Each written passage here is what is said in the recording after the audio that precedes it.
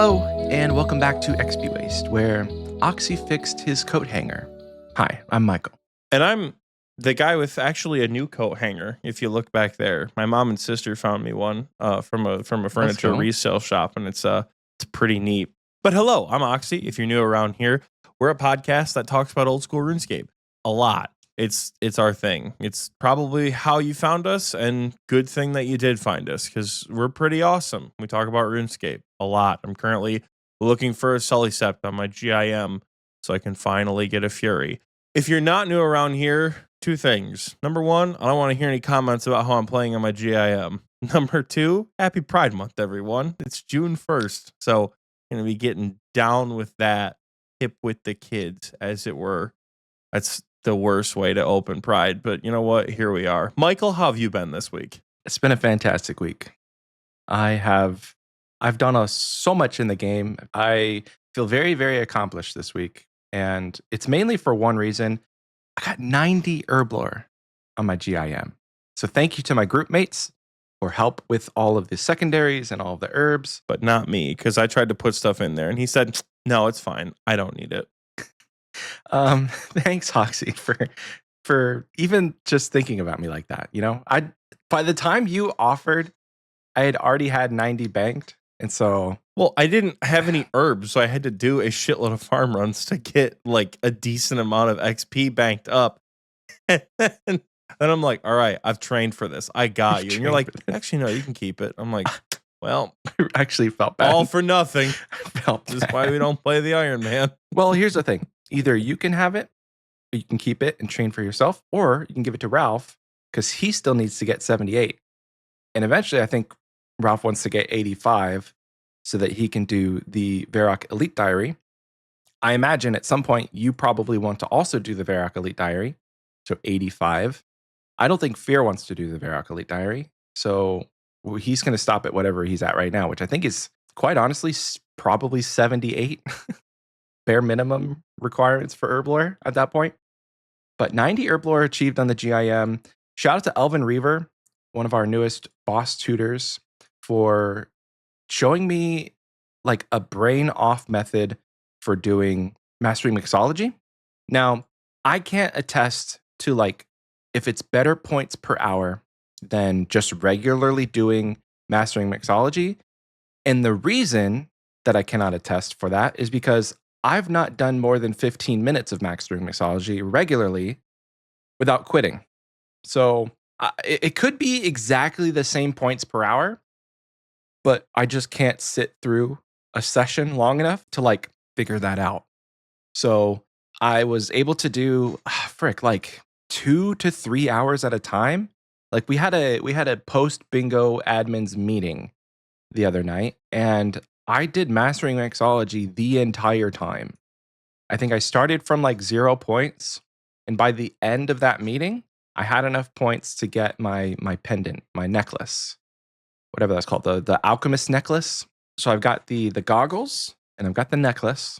Bro, like it really does save secondaries. I know 10% is not a great chance, but one example of how it was very helpful having the goggles.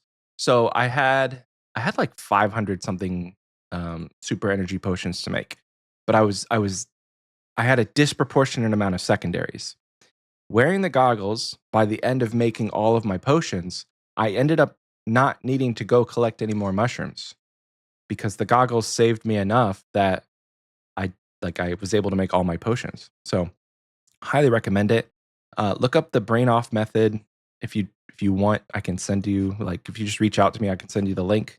But like TLDR on the brain off method, literally all you do is you just make 3 of certain potions, and then you do each, like you homogenize one, you crystallize one, and you concentrate the other. I don't remember exactly what the 3 steps are, but you just do enough potions to where you spam turn in all of the orders, and by the end of it, you've probably gotten most of the orders fulfilled. For me, I can't explain the science behind why it makes me able to sit down and do mastering mixology, but it does, because, dude, I got more points in the last like 2 or 3 days than I've had since mixology came out.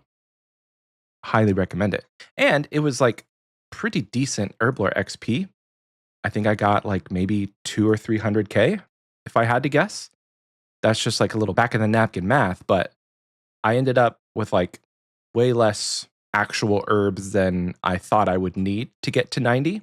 And I don't know if I talked about it last episode. I think I did, but the reason I've got to 90 was so that I could make the Anti-Venom Plus extended when I do a +4 boost.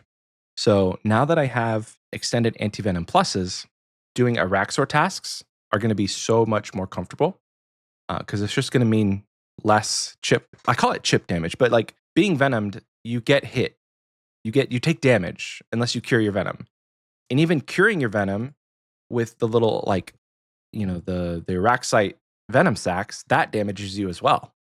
It's like it's a lose-lose if you don't have some sort of anti-venom. And I'm definitely not gonna wear a serpentine helmet in there because like that's just a waste of DPS.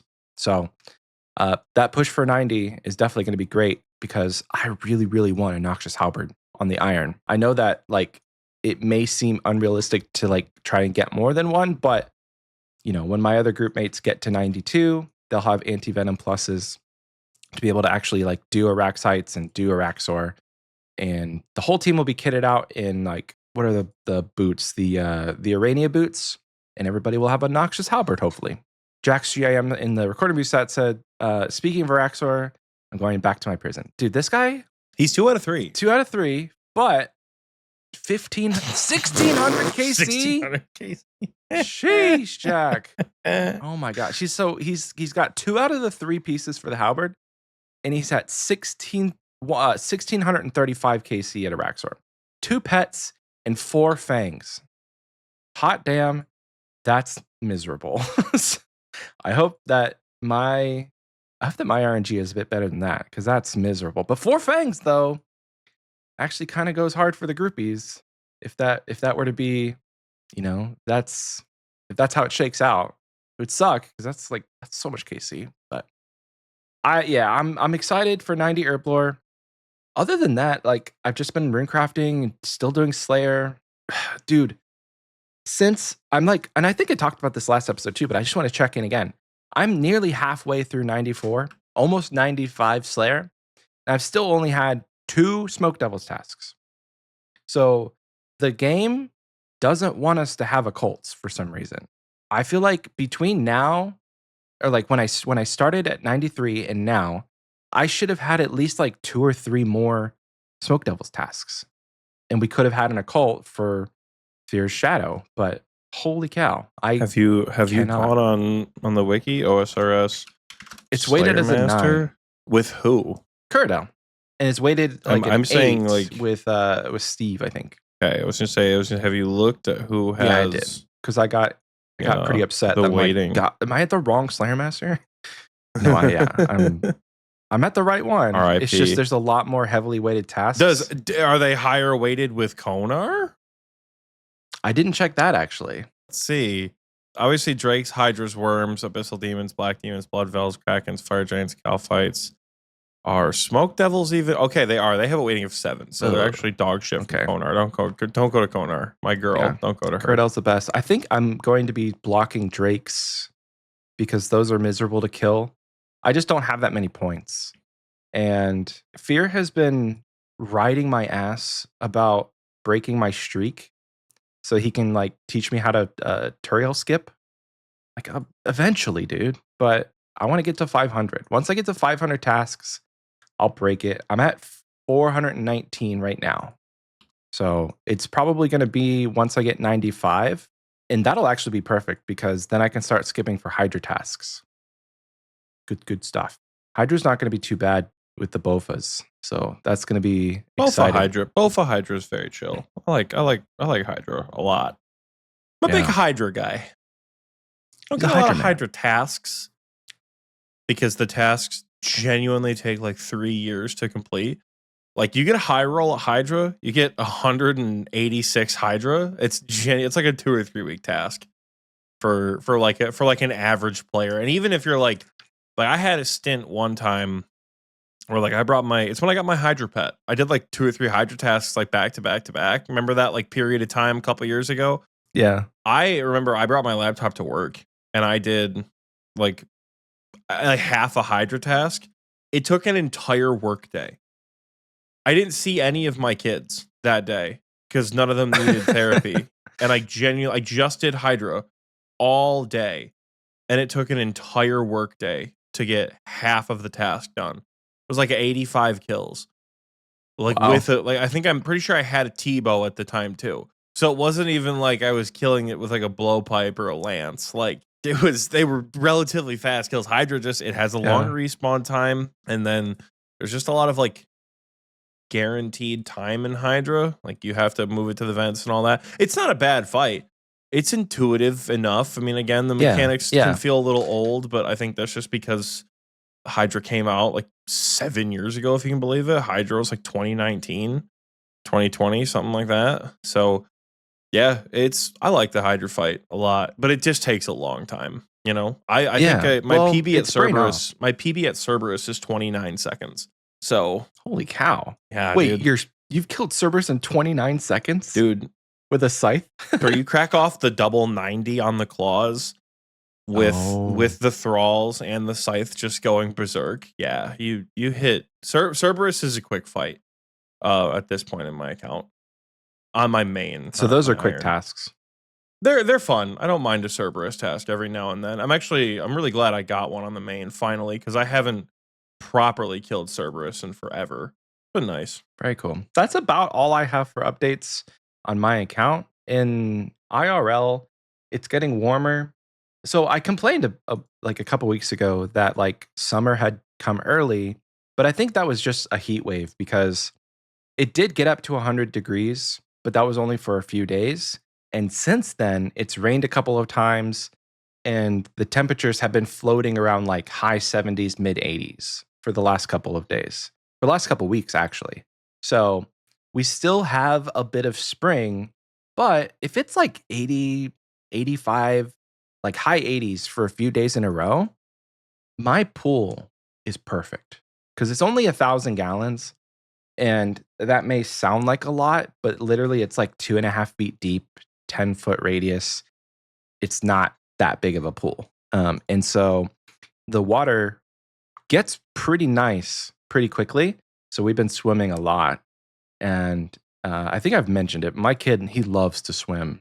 And so IRL, like if we're not like going somewhere as a family or, you know, it's not raining outside, we've been trying to be outside before it gets unbearably hot because it will. Like it'll get to the point where swimming isn't even fun because the water is hot. Mm-hmm.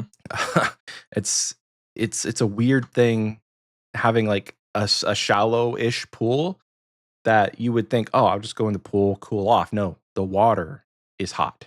So we have to get these little things that like circulate the water, keep it cool. And we have a shade that goes over the pool. Like we do a lot to make the water not get hot.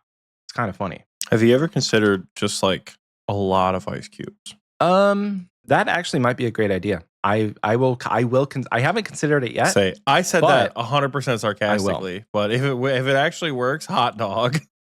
Well, like, okay, so imagine it's blistering hot, like 110, and you know, you go run around outside for a bit, you jump on the trampoline, maybe I mow the grass, you just dump a bunch of ice cubes into the pool, maybe like an ice bath in the middle of summer. That would be fantastic. That sounds really nice. I know you're saying it jokingly, but I'm actually considering it. Well, I'll take credit then because I'm awesome. Yeah. So Jack says they were 3 degrees Celsius above freezing. Canada's just built different. Damn, dude. June, and it's still that cold. Has it been nice in Michigan? It's not been too bad. It's been like right now we're sitting at like we're in the opposite. We're not in heat wave for June. The high is 66. It's currently 58 right now. So it's been a bit of a cold summer so far, which has been a little strange. Again, cold relative to like it's June and like I woke up one morning, it was 39 in the middle of May. I'm like, dude, this sucks. So What the My hell, dude? allergies are having a field day with it. I think it says the low today was, oh, look at that. The low today was actually 39 according to my phone, and the high is Oh my 68. So goodness. like it's comfortable outside. Like my plants are doing well. I'm enjoying being outdoors when I get a chance to be outdoors. I don't think I'm going to be outdoors at all today because my body hurts from a fencing tournament. Speaking of transitioning to what I was doing this week. Yeah, it's nice. I want to go fishing actually. That's what I really want to do. I've had my rods in my box in my car for like 2 weeks. And I saw my best friend last weekend, 2 weekends ago, whenever it was. And although we like finally reorganized my box and things like that, and I cleared out all the garbage, and I have way too many perch rigs. Perch rigs were such a rarity for a long time where I lived over here on this side of Michigan. Nobody could find them. There was like a period of time when I was in college that just like weren't existent. The perch rigs and rabble rousers was ridiculous. Couldn't find them anywhere. So every time I found them when I went up north, I like grabbed a couple of them. And over the years of just being like, you never know when you'll find perch rigs again. I have like 25. And I'm like, I need like a carabiner clip to put all these on, like I do my crawler harnesses, like my little bags and things like that. So my box is very neatly organized, and then on top of it is just like a shitload of perch rigs. So you're a scalper. Well, it's like, no, I'm not a scalper because like I don't know where I lived, because I used to work in Port Huron at like an outdoor shop, and for some reason perch rigs were never on the shelves. I don't know why they were never on the shelves. And rabble rousers are like a Detroit thing. It's like almost like a Rapala lure, but it's a very like geographically specific thing. If you know the rabble rouser, you're probably Detroit, Michigan, Ohio, Wisconsin, Indiana area. Unless they're more broad than that. From what I've been told, they're very like, it's very much a Michigan, Ohio thing. But those were never in stock ever. So I think I have 1 or 2 rabble rousers because those are still kind of hard to find. Perch rigs are just really nice for catching perch and shit kickers, and sometimes even like smaller bass. So like I just want to grab them, because they're really nice. They don't ever tangle. But Do now I they have too many of them. expire? Like, why do you need more than one? Oh, you Because you break lose off. them or they You lose break? them. Oh, okay. Yeah, I mean, like sometimes it's different tools for the job. Like sometimes I have some perch rigs with like size 2 hooks, which are a little bit bigger, and then I have some with like size 8 hooks, which are a little bit smaller, a lot bit smaller at size 8. So some are different sizes. They have different colored beads on them. It's just like little variants in your tackle box depending on where you're fishing, what the conditions are like. So I like that. I want to go fishing IRL, but I woke up to a DM from Raccoon about how good Expedition 33 is, and I have heard nothing but good things about Expedition 33 to the point where like Raccoon's not even the first person to reach out to me and be like, dude, you need to play this game. So Oh, it's a game. yeah, I might try Expedition 33 tonight. And I'm so sore from my fencing tournament yesterday. I had a tournament on Saturday, and overall it was fun. Overall, the tournament went well. I was a first round knockout in Epee, which I was offended by. I haven't been knocked out in the first round of an Epee tournament in like 3 months. So that kind of pissed me off.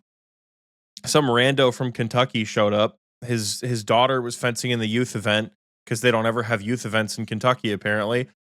He drove up from Louisville, and just out of nowhere, I lost like 15-11 to this guy. I'm like, where did you come from?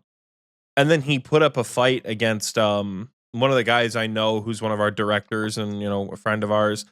He's a very talented epee fencer, and he went up against this guy and he lost 15-13. He like the guy, our friend, the A-level epee fencer, he beat him. He beat him 15-13.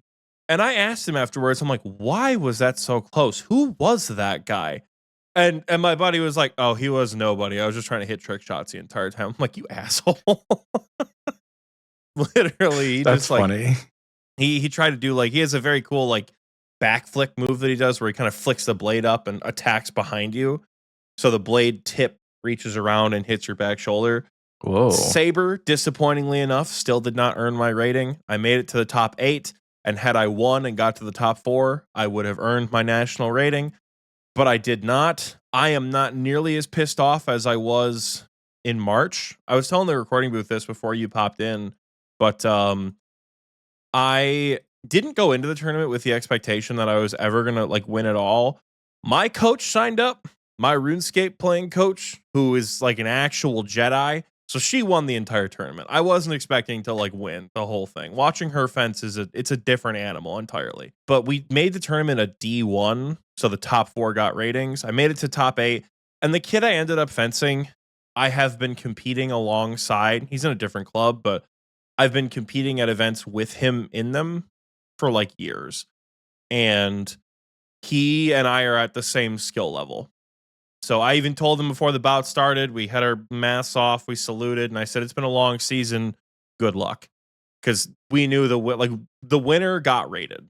So as annoying as it is to lose, it was a close bout. I lost 15-13. I know what mistakes I made. I know what to improve for the next time I fence him or the next time I fence anybody. Like, I know what I'm going to be working on.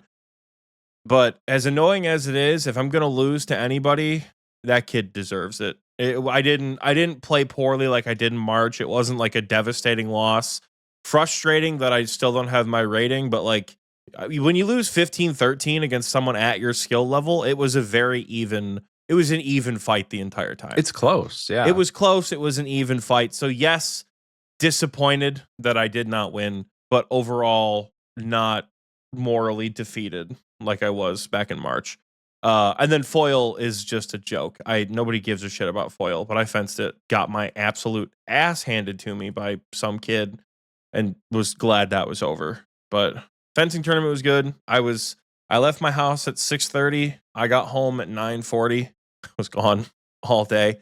I'm very tired. My body hurts. Michael can tell you I was pretty cooked last night in the raids that we were doing.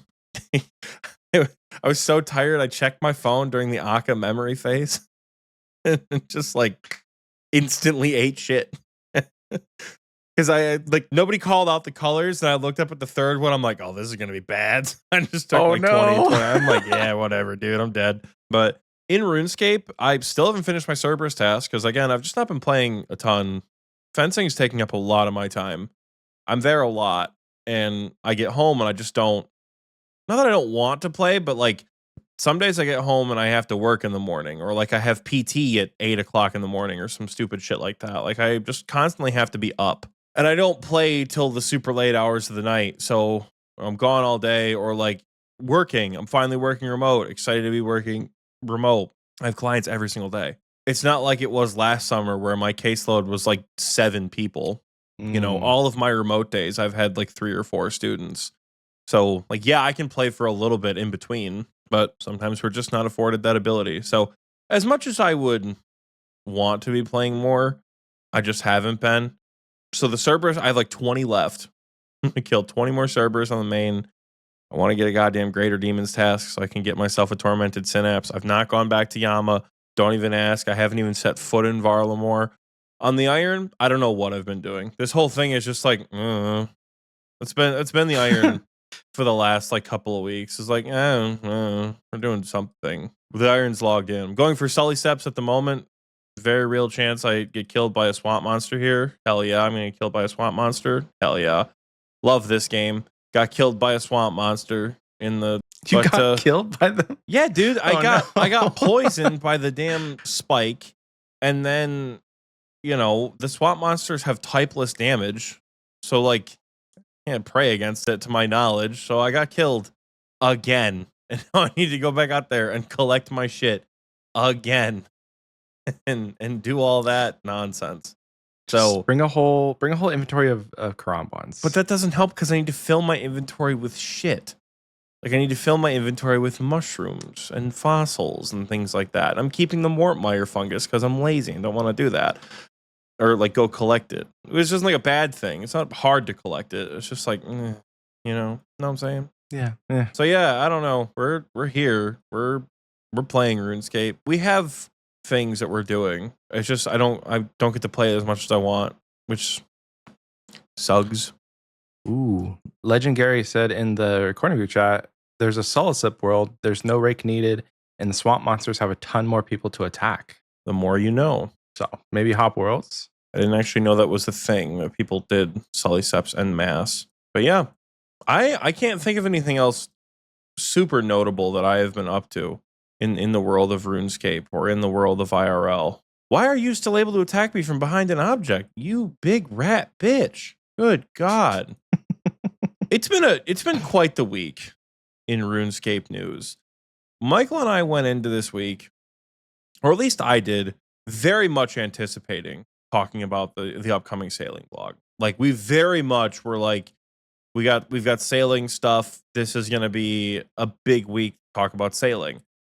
And then we woke up on, what was it, Friday morning, I think? We woke up on Friday morning to the first round of summer sweep up, which it wasn't even like it made sailing look bad because I haven't read the sailing blog, but from what I've heard, it's pretty solid.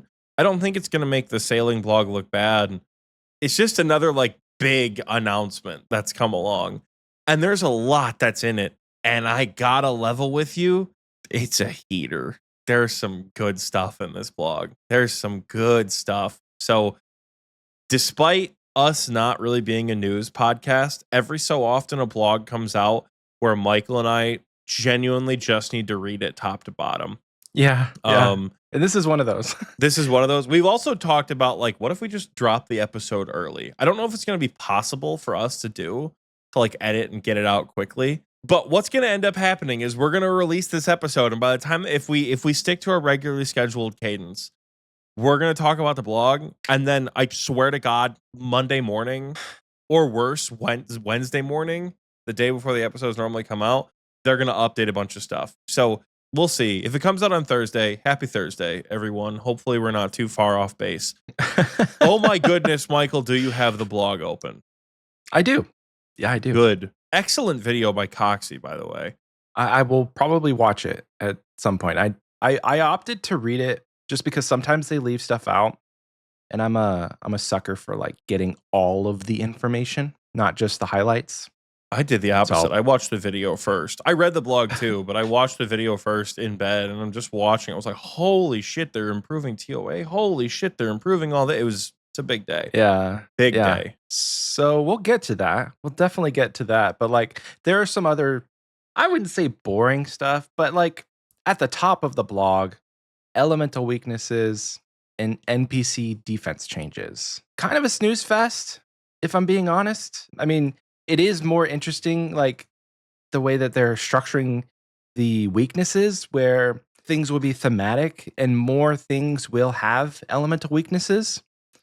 It's the one thing that somebody brought up in the Xpwaste chat was like, or maybe in general, and it's just TNL in general, but like giant mole has a earth weakness. How does that work? Huh?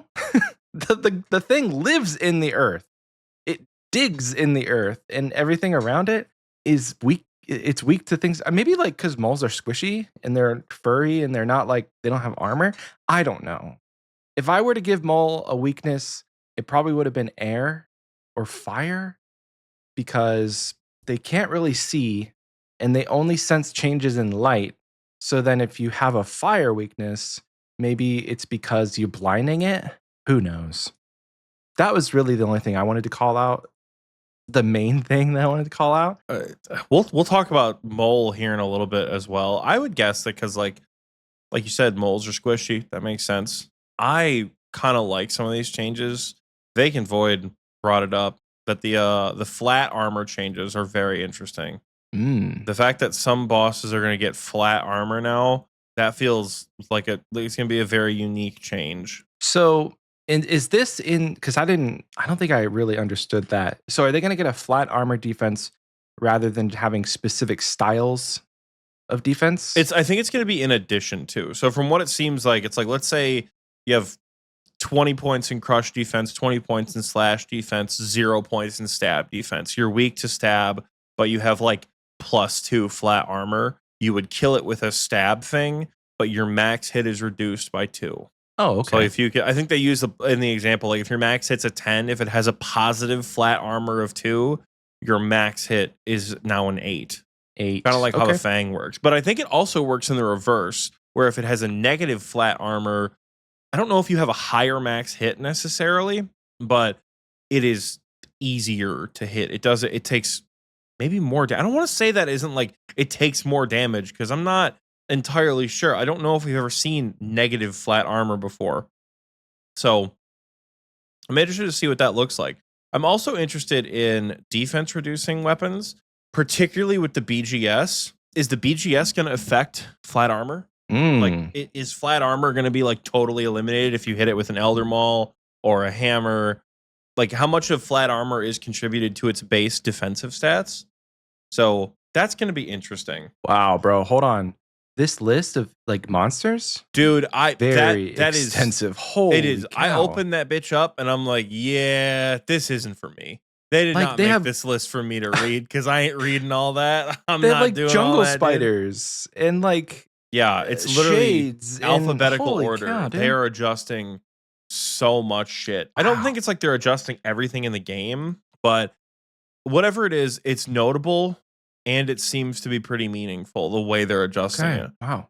So I'm a fan of the new flat armor changes because I don't think it's going to be egregious. Like, they use an example in the blog. They're like, we're not going to be like, hey, plus 20 flat armor. Hope you brought your Elder Maul. Like, I don't think they're going to be assholes about it. But I know like it might be frustrating in some places. I think it's going to be good. I'm excited for the flat armor changes. Elemental weaknesses. It's like I've kind of felt this way about elemental weaknesses off the jump. Like, that's a lot of words. Too bad I'm not reading them.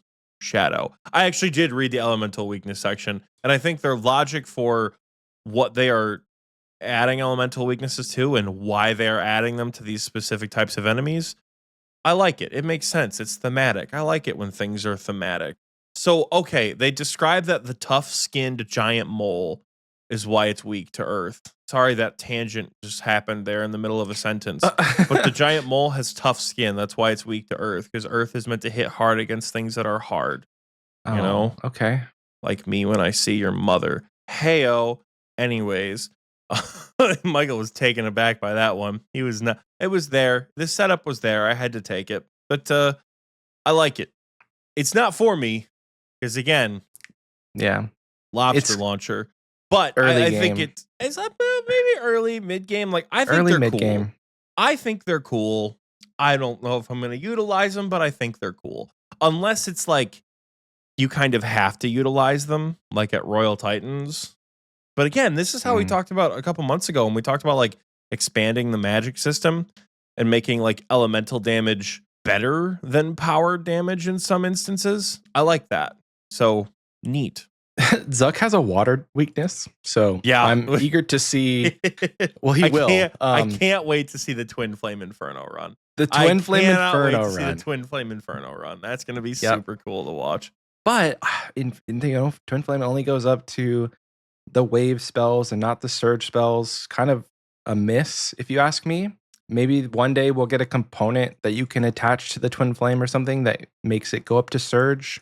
But for right now, you have like one tier lower than the best in slot spells to go with. Harmonized Orb. They also brought up a really interesting point that I think could have some fun potential for the future. They said at the very end of the like explanation for the first little paragraph, they say this also gives us room to take elemental spells to the next level in the future via new rewards or specific encounter design. So while I know, like, looking at the magic tab, we go to the normal spell book. I'm pretty sure Fire Surge is 95. Is it possible that we see new elemental spells or a new like past 95? Yeah. I mean, there is 4 more slots to 99. Give us a nod to Melvor Idol. Call the spell Fury of the Elemental Zodiacs, and you just destroy whatever's in front of you, and it's elementally relevant. Like, make it like a level 98 spell or something. Elemental plus Aether runes plus like potentially a new catalytic rune that's dropped from a new boss, like higher than Wrath rune almost, but only used for the Elemental Zodiac spell that I'm just making up off the top of my head, you know? And it's pretty much like a Joker card where if it has an elemental weakness, it will correspond to that elemental weakness, and that'd be pretty cool. There's mad potential there. So I think it would be cool to see some new stuff from that department. It's hard to balance it now because our spellbook only goes up to 99. Mm-hmm. So unless they make, and this is going to get maybe some heat for even suggesting it, but unless they make magic go to 120 or 110, naturally, it's not going to be very. You're not going to be able to fit much else because they've already kind of got the best in slot. Now, if magic did go to 110, not a lot of people would complain because like you just naturally get XP past 99. Like I'm already at 14.7 mil XP on the iron, and I'm not actively training magic. So it's one of those cases where I think it could go over well enough because a lot of people would already be 110. Like what's your magic level on your main? Surely it's like at least 107, 108. 107 actually. I just hit 107. Yeah. There you go. So you wouldn't be too far off. You'd be like the third best spell or the second best spell rather. If they made 110 the fire one, then you'd have, what is it? The earth. The earth, what is it? What would it be? So it's wave, surge. We've already got blast, the nuke, the atomic water spell. But weaknesses are cool. What else could they do with weaknesses to make them cooler? I mean, they've already kind of gone down that path in my mind with giving us the twin flame staff. So more items in the game that work kind of like the twin flame staff, or that give you some sort of buff when you're already using the elemental weakness could be cool. Because if you have the twin flame, you kind of get a buff if you're using the right elemental spell.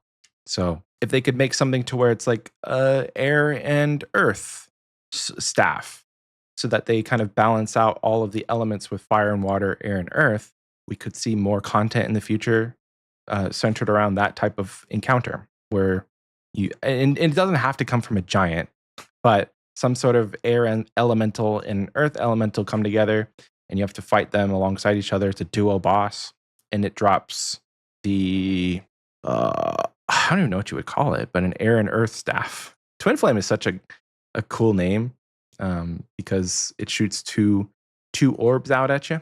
There's definitely a lot of potential. I think they could expand. I don't like. I gotta love with you taking magic to 110. Probably not going to happen because if you give a mouse a cookie, you're going to have to make every other skill go to 110 combat wise, and then you're going to fuck up combat. And there's one cardinal rule here in OSRS: and just don't touch the fucking combat system. So I think magic to 110 probably isn't the answer, but I think there are ways that they could like kind of like how they've done with the Rancor, where the Rancor amulet technically has a lower crafting requirement than the Torture does, but the Rancor has a significantly higher Slayer requirement than the Rancor does, or than the Torture does. Mm-hmm. So perhaps it's one of those like maybe even with these new spells, right? Like we make it 96 magic, 97, 98, something that gives that kind of high level prowess, high level attack. And the only way to utilize it is almost like the ecothermy reward, you know, where there's a new boss that drops the like incense shaker and you have to have an additional component to it in order to kind of utilize the elemental weaknesses to that regard. Like the twin flame enhances elemental spells, but like twin flame plus incense burner or whatever you have in your offhand, having that be able to buff elemental spells in some way, having that give you access to like almost like a Flames of Zamorak type deal where it's a hybrid between like a powered staff spell where like you have to be wielding a specific weapon to cast this specific projectile and an elemental spell because it applies elemental weakness. I don't know. I think there's room for expansion there, and it could be fun. So, and they're building the blocks for that with adding all of these extra thematic weaknesses. Like Olm's magic hand is going to have earth weakness whenever this comes out. Yeah. So some potential that the twin flame could actually be decent whenever that happens. This might be getting a little bit of ahead, but they're going to be buffing the Dragon Hunter wand. So if you are if you're using an earth spell with the wand, that could go hard at Olm's hand. Kind of excited to try that out. And they're also making the wand a little bit more common. But again, we're getting ahead of ourselves I there. was gonna say that's definitely in the middle of a blog, but it's all right. We're chilling. Yeah, the new defense changes, pretty cool. New elemental weaknesses, pretty cool. Loot table changes. Loot table. How we have discussed this over the years, how we have said that if they just took chaos runes off of the drop tables of so many different monsters, that onyxes would be like 10 mil. Oh, how we have begged. What's the meme? I used to pray for days like this, you know, when you see these kinds of changes. Yeah, it's got mad potential with these crates. Did you look at the summer sweep up drop table changes that they posted? Dude, it's pretty good. What they have, they are either adjusting, nerfing, or buffing drops of various types to various monsters in the game. Like a lot of like the big money monsters that you know are getting some of their supplies nerfed. Like Zulrah, for example, they're adjusting the drop rate from manta rays and changing them with sharks and shark chum. When it comes to the wilderness bosses, they're just outright nerfing the amount of gems that you get. Chaos and death runes, unsurprisingly, have been mostly nerfed across the board. And then the problem child that ruined the market for some items in the game, the Tombs of a Masket, it's totally changing its formula. It's about a 40% reduction on the rate with which you receive these seeds. They're also changing it from chambers and a bunch of other stuff, but they're also buffing so many other bosses that I've had kind of underwhelming loot tables.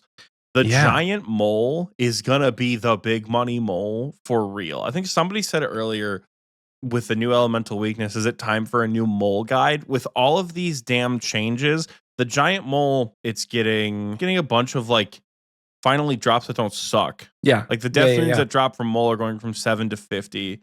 One Raynar. It's just like the things that are slowly going to increase the value of a boss per hour.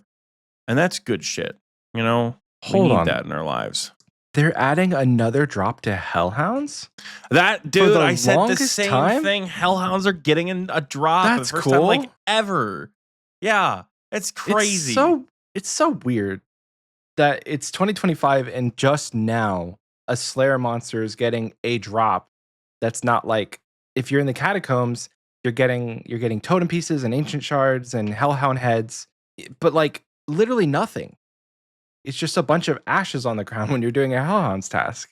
But now you're going to get death runes in quantities of 10, 20, and 50 at varying rarity. Very cool.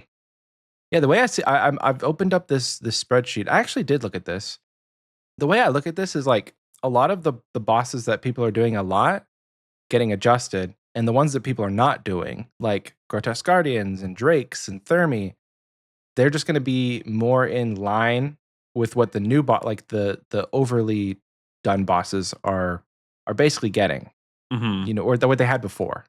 So Grotesque Guardians are getting a buff across the table. Basically, they're on every one of these sheets, I think, besides the last one.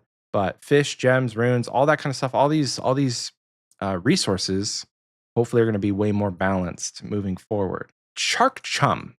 This is a new concept that I think is it's interesting. I think this one caters to Iron Men. I'm going to be honest with you, because what main account is going out there and actually fishing for their sharks? Sure, it'll be a nice thing for skillers, and it'll probably like, you know, disrupt the market, disrupt the economy a little bit with now there's something that you can do AFK to get more sharks when you're fishing. So when this, are you saying this could potentially adjust the price of raw and cooked sharks, so maybe you won't lose so much goddamn money on your main? Is that what I'm saying? Yes, that's what I'm saying. But in the sense that this is a drop, like this drop is not, it's not intended that as a main account, you're going to get Shark Chum and go like, oh, I need to replenish my sharks. And then you go fish them. You're going to drop it on the GE. Some skiller's going to buy it and you're going to move on with your day. So shark drops, whereas before they used to be like, oh, I got food. I don't have to buy my food anymore. now you just have money to buy more food. But for Iron Ben, this is an interesting concept because they kind of taken what they did with the diabolical worms, and I would imagine reading the shark chum, doesn't it just make you catch sharks faster? Yeah, higher rate to catch, yeah. Okay. So it's the same thing with the diabolical worms with the anglerfish. Once you have shark chum in your inventory as you're catching sharks, it's going to make them go a little faster, which they're just like really slow to catch anyway. I'll give you 3 guesses how I feel about this drop. I think I only need 1. Eh. But again, not bad. Like, sure, add it to the game. I think the diabolical worms are cool. I think there is a place for people in this game who just want to AFK. Whether you want to AFK in the sense of like you want to train fishing, or you want to get resources because you need them as like an Iron Man, or you have like an alt who's like money making, like diabolical worms for angler alts are pretty good, pretty Do solid. you still profit if you're selling the anglers? I don't know. I don't have an angler alt. Well, you're saying they're pretty good, so I thought you were in the know. I just imagine, but I just imagine that like you're getting, unless the price has leveled out after 2 weeks to the point where like it is almost not worth it to use to buy the worms if you don't. I don't know. I don't have one of those alts. I don't know. That would be something. That would be something to look into if you're going to say they're pretty good. Okay. Because the only reason that you, as an alt, would have a diabolical worm is if you could make more money. Okay, damn. I retract my statement, Dr. Pedantic. I have no idea if diabolical worms are good. They could have crashed the market on anglers at this point, for all I know. If you guys fish anglers with the diabolical worms, sound off in the comments and either protect me or continue the crucifixion from my co-host out here. Christ on sale, my guy. Anyways, Shark Chum could be the same thing. Who knows if it could. Point is, there's a place for this item for some people. Not me. I ain't doing all that. I'm either going to fish minnows on the iron, or I'm just going to buy them bitches on the main. So for me, it doesn't make a change. It's also not negatively impacting me. Hot dog. Like I don't notice the profit from things like manta rays from Zulrah anyways, because they just end up in my food tab. Yeah, like I don't sell my mantas. So like for me, if I get shark chum instead of manta rays, or sharks instead of manta rays, or shark chum instead of sharks, I have both sharks and mantas in my loot tab or in my food tab, and they don't go anywhere. So for me, the shark chum is just extra money. I don't know. It doesn't matter to me. Cool. W edition. Way to make some of these things more profitable. Do you think that it will make these bosses that are getting these item nerfs more profitable long term? The nerfs should not make them profitable long term. Do you mean the buffs? No. I mean, the buffs, yeah. Do we think they will make the buffs profitable long term? I don't think that just because they're like changing the loot tables, that suddenly now more people are gonna like, oh, I need to go do grotesque guardians, or like I'm gonna unblock drakes, or man, I was really thinking about going to TOA and now I'm not gonna go. Like, it's not going to disrupt PVM to the extent that there's going to be any sort of massive disruption. And I know I just said disrupt twice, but disruption. I said, do you think it will benefit them overall with the nerfs? You think they'll become more profitable? I do. I think TOA will become more profitable with general white light loot with the nerfs.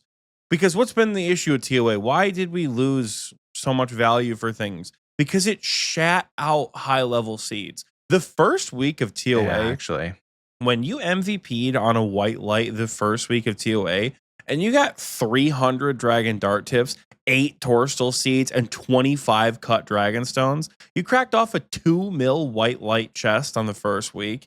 Oh, baby, it was tantalizing. TOA felt so good in those first couple of months. The old 4-dose ambrosias and the big money white light chests, they were so good. Problem is, too many of them came into the game, which is the universal issue with TOA, which we'll touch on here soon. But I think reducing the amount that come into the game from all of these different sources is going to help the profits, because they are such a backwards concept. But I think you're right. Now that I'm thinking about it, less supply with the same demand. less supply, more demand. Theoretically, Yeah. they should become. The demand's not going to change, right? They are The demand will change because people will demand more if there's less supply. It's the same demand. The supply went from here to here. It's the same demand across the board. Until something comes out that has like a specific like, oh, what am I thinking of? Whenever a new boss comes out where like you have to use like Sandview serums or you have to use like extended anti-fires or anti-venoms or something, and those prices shoot up when they first come out because it's a specific resource that's needed. Torstals, Raynars, Toadflax, Snapdragons, those are all used for essential potions used on the daily by so many players across the game. Like the demand for brews and prayer pots is never going to change. It's going to go up a little bit when a new boss comes out and then kind of fall back down, but that baseline's always going to be there. If you lower the amount of consumable seeds that create consumable herbs that create consumable potions that end up just getting deleted from the market when people use them, I think the prices are going to go up. Yeah, I'm looking forward to this. I don't think we're going to get the 60k Torstal seed ever again. I think TOA has done kind of irreversible damage in that regard because unfortunately Torstals do have a bit of a high gatekeepiness with their herblore level, and you don't use super combats to the same degree that you use other potions in the game because you just don't need to. Your stats stay boosted for a long time, and if you're not brewing and having to reset with them, your stats just stay boosted. So I understand why Torstals probably aren't going to recover, but I still think they're going to go up. I think a lot of these changes that they're going to make are going to help the prices overall, and some of the bosses that like, oh yeah, they technically have a reduced drop. Like the one that hurts the most for me is Venenatis dropping less Snapdragons. Oh. Though surprisingly, they're not touching Vedion's Raynar drop, which I think is weird. Like, you notice that? Yeah, maybe the rarity is different. Well, now I'm going to look it up. So Vedion has a drop of 100 noted grimy Raynar weeds. Well, I guess you are. It's a 1 in 126. But if we scroll down and we find Venenatis, we go to her drop table. It's the same rate for Snapdragons, but it's 150. So whereas Vedion is 100 noted Raynards at 1 in 126, Venenatis is 1 in 126 for 150 Snapdragons. 50. Yeah, where Dwarfweed, Toadflax, and Snapdragons are dropped at the same rate, but only in a quantity of 45 from Vedion. So that makes sense why they're not necessarily touching the Raynars. They're kind of bringing the Snapdragons down to where the Raynars are. That one does hurt. As a Venenatis enjoyer, that one does hurt, that they're hurting my girl's loot table a little bit. But that boss still shits out GP. So, like, 100 Snapdragons is still going to be a pretty solid. You're going to be a white whale at that point for PKers if you're carrying around the 100 Snapdragons in your looting tab or looting bag, whatever it is. I'm optimistic for these changes. We've talked about this for a long time, you and I. I'm glad they're doing more than just what they proposed or what they focused on at RuneFest, which was the blood runes. This is a lot more in depth than what I thought it was going to be when they were talking about like loot table changes for the summer sweep, because like I thought we were getting maybe runes, but I thought the focus was going to be blood runes. Now, interestingly enough, did they really even like blood runes aren't even mentioned? Did they really even talk about blood runes? Well, no. Well, what did they say for the summer sweep up? Remember, I think Rice was doing the summer sweep up. Mm-hmm. They mentioned that the rate with which blood runes come into the game, the biggest source is Soul Wars crates. Soul Wars, yep. And they are just destroying Soul Wars crates. Yeah. So I'll read this one out. It says, notably absent from this list is Soul Wars. In simple terms, we're more or less eviscerating the loot here. Minigames like this, where players can effectively determine their own rates of output, cannot be allowed to be lucrative. We were quick to respond to Castle Wars crates being too strong, and we've taken far too long to make this change. We'll be taking Castle Wars-esque approach to spoils of war, with some blighted supplies on offer, and replacing the Castle Wars specific ammo with pure essence, but a significantly lower GP value per crate. Pet hunters, you're safe, The pet rate will remain the same as is, and the time to obtain will remain the same. I have mixed feelings about this because on one hand, quite sad. I like Soul Wars and doing it like, going for the pet, having that nice little GP boost was nice. Like it was an added bonus. Early Iron Man, if you get in there and you dolo, those supplies will carry you as an early Iron Man, probably better than what the supplies at Winter Todd would carry you. You get pure essence, you get bolts, you get runes, you get GP, you get alcohols. There's a bunch of stuff in the Spoils of War previous to this update that it was nice to have on an Iron Man. But from a economy standpoint, I can definitely see how it's very, very problematic because Mhm. for almost no input, you get so much output that there's a massive imbalance, a huge imbalance in terms of you can go spend like 3 hours just cranking out points, and then what did you actually lose? Nothing, because the game gives you potions and it gives you food. You maybe used a few charges or a few, if you used ammo, but almost nothing really. Like it's very negligible. And then after that 3 hours, you've profited so many supplies that weren't in the game before. Mhm. So it would take you a millennia. And that's an exaggeration, but just think of the time if you were to collect every single resource that you got from one Spoils War. I mean, it drops like what, 10,000 pure essence? It would take you weeks to mine 10,000 pure essence from scratch. It would Yeah, take for you me, what stands out is the hours. ammunition. The ammunition is usually like you tend to get some pretty good ammo. You tend to get like pretty good, like sometimes dragon items as alkables. Yep. I played Soul Wars in one instance and one instance alone. What is it, Michael? Leagues. Leagues, baby. So this kind of leads to a question of like summer sweep up. Is this shit coming soon? Because my first thought is like, oh, this isn't going to come out anytime soon. Then I'm like, well, it might. Summer sweep up. It's June. They do have like 2 or 3 Yeah. months to get this stuff out, which means Soul Wars could be dead on arrival for Leagues 5, League 6, whatever it is, which like is kind of going to suck. But, because that like it really is a great source of just like stuff in the early leagues, particularly that Mhm. pure essence for that sweet rune crafting XP. So the pure essence might stay The because pure it says essence the is going to be good. Castle Wars specific ammo is being replaced with the pure essence. So you'll get more pure essence potentially. Mm-hmm. It is You're it is the only way to get pure essence at an effective rate in leagues, because you need what, like 50 or 60,000 of it to get 99 rune crafting with Banker's Note, because there's really no other effective way to do rune crafting other than mm-hmm.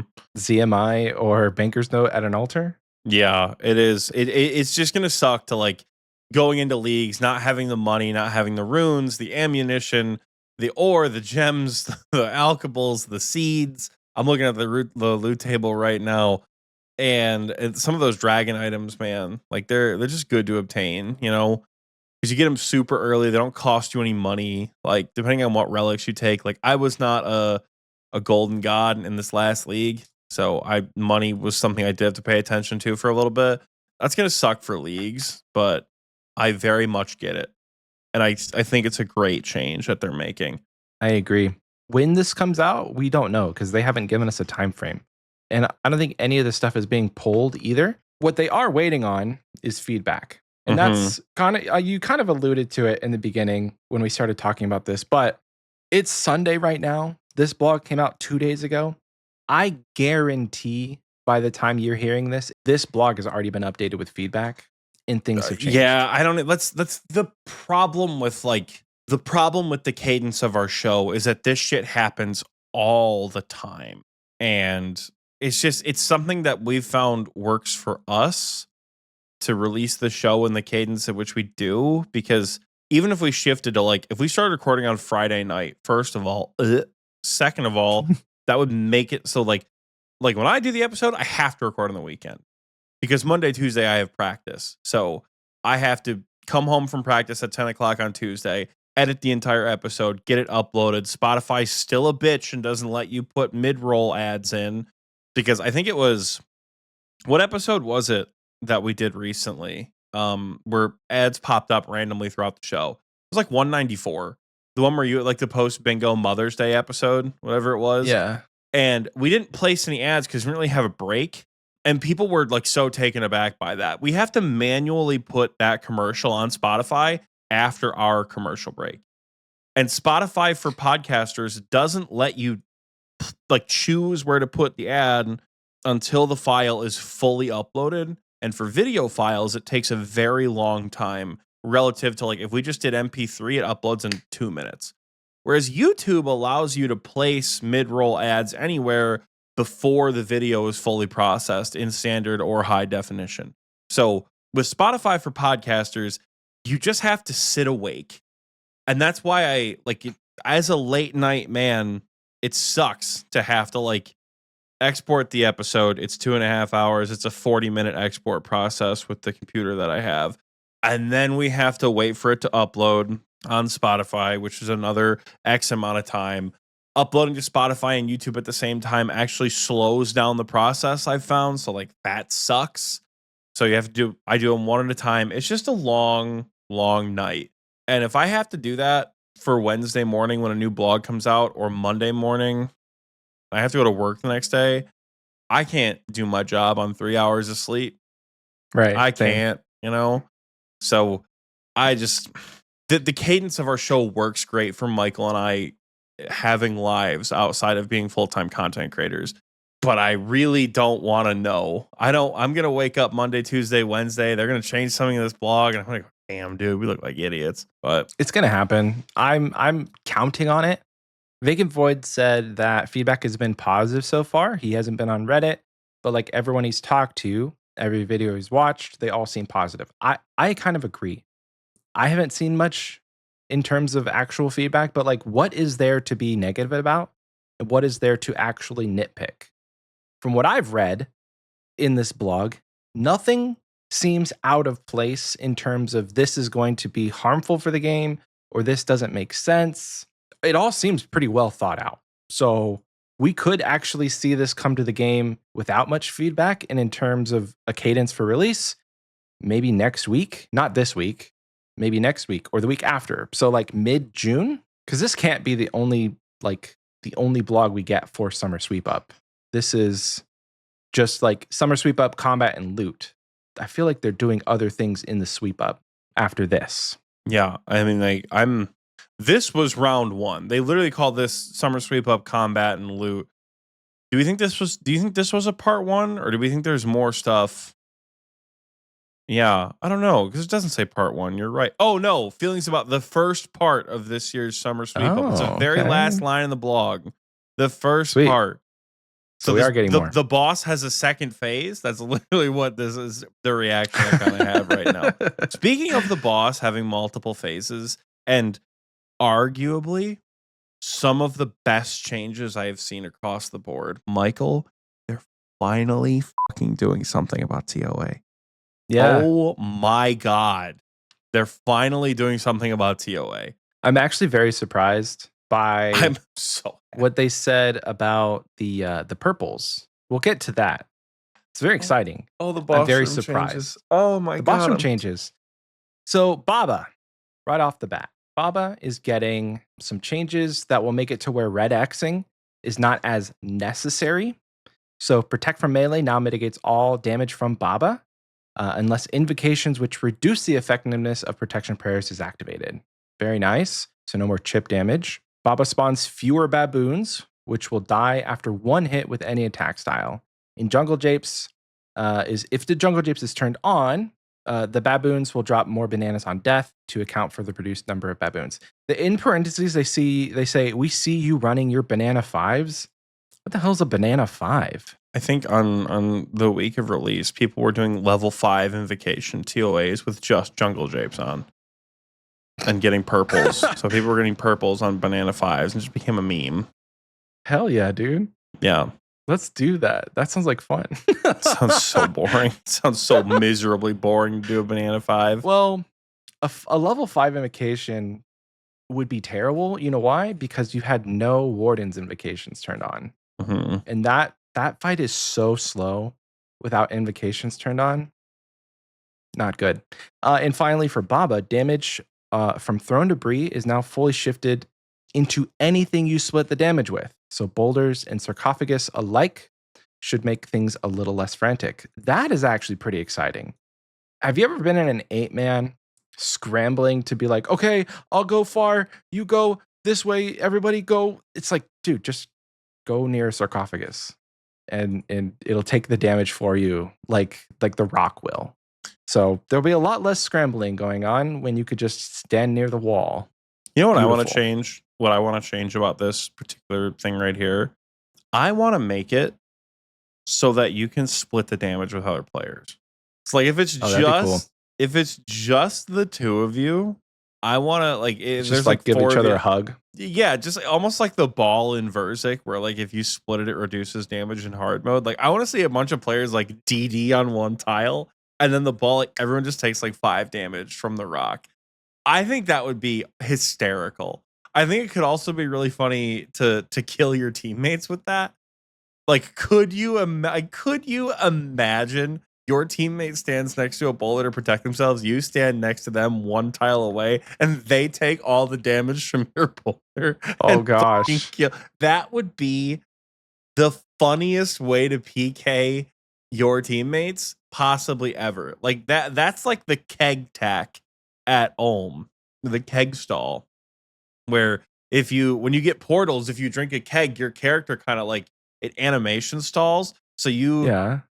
like click away, drink a keg, and your character is true tiling super far away during portals, but looks like you're standing still. So your buddy just gets teleported to the other side of the room and takes huge damage. It's just like stupid shit like that. I think that personally would be a hysterical way to be able to kill your teammates. So Jagex, consider allowing it transferring to other players just for fun. Yeah, that'll be hilarious. Or make that an invocation. Like, it's like Oh my god. the damage. Like make it a thematic invocation. That Baba, the oh my boulder god, damage. call it Baba Trail. Make it transfer to Dude, your you're cooking. teammates. Cooking. That'd be the funniest thing. It would be that room would become the biggest meme in the world. Banana Fives, Baba Trail, Mind the Gap would be the stupidest, bro. funniest. It would be the funniest room in the whole raid. You don't tell people that Baba Trail is on, just like you don't tell people that Gap is on. Dude, I can't. Please, Jagex, please give us the Baba Trail. Oh, they're changing Akka too, which is gonna be interesting how it affects butterflying. Though hopefully we don't need to butterfly as much. I think that's the point of this. Is so like we don't need to butterfly at Akka, so they're making butterflying kind of worse by making Akka better. Like pretty much protection prayers mitigate all damage. No more chip damage from Akka. Thank God. Stay vigilant is changing. So normally we say stay vigilant stays on, but Akka's going to swap styles whenever he does a special. So whether it's the white one, the black one, or the memory one, they'll swap attack styles. And then Michael actually told me this last night. Akka's now only going to pray against the style he's using. So the whole like double protection prayer, it's just going to be 1 protection prayer now. Which is very... It's going to be... Yeah. I feel like that's what kind of made Akka unique, but does it need to be unique? They mention it in the top of this particular section. Of the 4 bosses in TOA, Akka is basically a final boss. True. Akka has like environmental damage, movement mechanics. It has overhead prayers. You have to do a bunch of things like with all the phase changes. It has an enraged phase at the very end, the come phase that very regularly kills players. Akka is a final boss. Arcane even said it at RuneFest. He said any of those 4 bosses could have been a final boss. Fear says it's the most technical room in the raid at the moment. So kind of turning down Akka to be a little bit more simple, where Nicole said shadow until it protects mage, which like Yes, that's exactly what you're going to do. You're going to shadow Akka to death until it protects mage, and then you're going to switch probably to melee and fang it, With the and then go fang, yeah. back. So range is going to be so much less necessary at Akka, which is going to be interesting to Unless see. blowpipe goes burr with its They would have fast to attack. They would have to. I'd have to look at Akka's defenses. I don't know that off the top of my head, but yeah, I don't know, man. The Akka changes seem like they're going to be good. Stat drain only affects combat skills. I didn't actually realize it affected every other skill until. What? So, you know the boost information plugin? I Yeah. have had that checked off for non-combat boosts for a long time. Oh, same. Because I have 99 everything. I don't need to worry about it. But I turned it back on when I was going for my construction boost. It was so annoying to see every single one of my stats get lowered last night. Does it lower every single stat? It lowers like all of them. It's like KBD, how it Why? reduces every single, because you. That's why. I don't know. Interesting. It's just like visually annoying when it fills up my Yeah. screen like that. So yeah, I don't. And the creme de la creme, Michael. What's the best part of the Akka chain? The enrage phase, less orbs. So much less cum. When I say not a drop, boys, when this change goes live, not a drop. Not a fucking drop when this change goes live. I'm so excited for this change. I do want to call out. They said verbatim, the number of orbs during Akka's enrage phase, in parentheses, we're not saying the other thing, has been reduced. That's good. That's all we need. They acknowledged the cum phase and reduced it. Yes, I the love call it. they did. I absolutely love it. The other two bosses are getting minor changes because the other two bosses are actually pretty okay. Scarabs no longer scale their defense with raid level. That makes it. It's just gonna make like, what's the one? Oh, it's not double trouble. What's it called? Reinforcements or whatever. The one that spawns the extra scarabs during Kefri's invocations. With the Kefri invo that spawns the soldier and the ranger at the same time. That's just gonna make it easier to do because they're gonna be relatively weak even in higher level raids. The Zebek one, we made a joke the other day. I got my backpack on my iron, my backpack kit. I had to carry Fear the whole time. Fear had a shadow and a rapier, and I had to carry him through TOA. It was great. But I got my backpack on my iron, and I did not balcony tech any of the rooms, so don't even at me. We talked about how At least you got a backpack. Yeah. I may have Something been the for your backpack back. getting carried the entire time, but I do have my Missouri kit now. We talked about how now technically every Zebek phase is the fabled no move because you no longer get pushed by the wave. You just stand there. Just stand there. You just stand there and just take huge damage. What is it, like a 20? You said Something? about 30% more damage. So like that to me sounds like it's going to hit you for like a 40. Oh, Like you're just gonna get run over by you just get rinsed with a big old 40 coming through. I'm really excited for that. Just like stand still. But yeah. most of the time with the waves, one of the waves makes you move, and then you can just find a spot, and then two of the waves go in. So literally, if you find the right spot, you just take a one damage, and then you don't move the whole time, and you're not going to get pushed into the water, which is great. It is, yeah. It's gonna take away some funny moments where like you're raiding with the boys and then somebody's just getting like swept away into the water. Bye. Those are Hope you find those your are dad. some funny moments when that happens, but good change. And then finally with wardens, no more skull bombs that go under the obelisk or under the warden. Those are horrible when they land under the warden. Yeah, because you can't dodge them. Yeah, you just have to run away, Effectively. and that kind of screws up the position of the warden. And then the ones that are underneath the obelisk are just a scam. Yeah. So just ultimately great changes to TOA's bosses. They're changing the puzzles too. So cursed baboons and baboon shamans on the path of a mechan will take maximum damage from range attacks, bypassing accuracy. Their HP will be increased slightly to compensate, but this should feel a lot better. So basically, if you see one of those explodey boys, kill it. I think before I can kill you. the cursed baboons are the venom ones, which like thank God those ones are so annoying to deal with. Oh, sorry. Yeah, no, those are they're called volatile. You're right. Yeah, the ones that spawn the little shitters poison and the venom trail and the venom and trail ones. the Yeah, venom trail. Okay. Well, yeah. dang.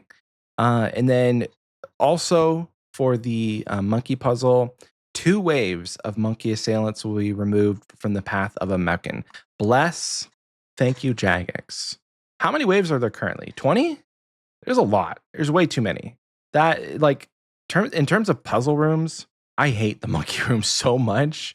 It's the longest and most arduous room, and it doesn't need to be. Like, you can one down the pillar. You can effectively get all the water and not have to like you don't have light jugs. So Zebek and Akka's puzzles are easy. And then Kefri's puzzles are a joke. Like there's a plugin that negates all mechanics. So I remember how literally, against that plugin you were. I when it still kind first of came out. am, but you were yes, so violently against that plugin when we all first started using it. very anti puzzle helper because it was just fun. It still is fun to try and figure them out, but I don't know. I feel like that plugin, Fear says no, it isn't. That plugin came out too fast for it to be that easy to like the memory puzzle, sure, but all the other ones, they're kind of fun. And then let's see, the amount of water required for the Path of Krondus no longer scales linearly. Linearly. No longer scales linearly with the number of players. What does that mean? Is it always going to be a static number? Which I think Uh-huh. so. Which I don't know how they're going to balance that around solos. Because right now you can run a solo, you can complete the Zebek puzzle in about 34 seconds in a solo. Yeah, you do 2 full jugs and that's it. 2 full jugs, and there's actually a way to save ticks. If you click on the jug and then the waterfall, you actually end up saving a tick, walk a tile to get to the safe spot, run back, use the full jug on the plant, and then while you're at the plant, use the empty jug on the other waterfall, and you just run straight through and then instantly go right back. Fear says 32.4 seconds. Yeah, that sounds about right. Yeah, you finished the room pretty quick in a solo. So are they going to make it longer in a solo, thus making that room kind of more miserable? Because the reason that room works is by the time you're getting there with the second jug, if you're tick perfect, the croc doesn't get there. The croc spawns and gets close to the tree, but it doesn't get there. So you can finish the room pretty quick. I'm interested to see how they change that because it's going to make solos marginally more annoying if that's the case. But if it is only 200, that's going to be a joke. Okay. Like, so Vacant Void said it'll still scale. It just won't scale up by 1 person's worth of fully for every person there. So more or less, like it will. If instead of being it's 200 in a solo, but instead of being 400 in a duo, it might be like 300 in a duo or something like that. Oh, okay. So, that's better. Yeah, I like that. It's just nicer worded very with weirdly. Like learner. I don't know if it's worded weirdly or we just don't know how math works. I think it's probably that one. But math. It's Pride Month and there's a queer co-host on the show. Math isn't my forte. Of the big 3, I can drive and I can cook. Those are the 2 things that I've been allowed in this life. Math is not one of them. 2% of 200 mil is 20K or whatever the joke was. God, that joke was a long time ago. 2% of 2% of 2 mil is 200K. Dude, I was in graduate school when we f***ed up that math. It was like 4 years ago. God, we've been doing this show for a long time. We have. The last one here for the puzzle changes, the hit points on the obelisk in the Pat of Het is going to be slightly reduced so that 1 downs don't require boosting above 99 mining. They didn't have to, but they did. Thank you. Did we ever need to boost above 99 for a 1 down? I thought you got the 1 down at 85 mining. Am I stupid and I just don't know how this game works? I think this means not in a solo. Oh. I don't know why you have to boost above 99.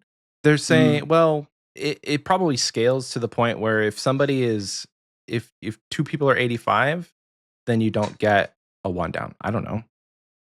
Weird. Paul says, no, boosting above 99 mining has never done anything. That's probably an anecdotal jibe from Jagex. Oh. Yeah.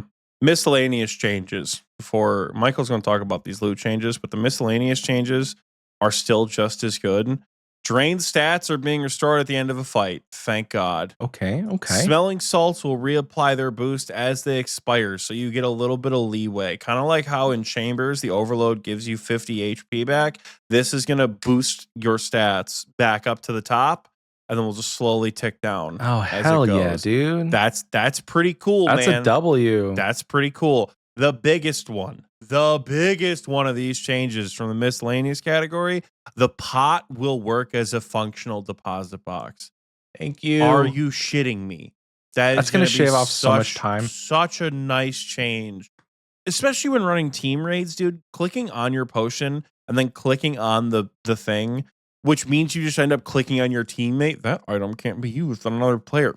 Off. You know what I'm trying to do. Yeah. Oh my God, I can't wait for that change. It's such a small hitbox too. Like they had to put the smallest jug that they had available right next there to the place where all yes. the players congeal at the same time. Like, couldn't have put it like even like a couple tiles over with a big flashing thing that says, "Hey, use your items on this," and not other players. Like, I don't know.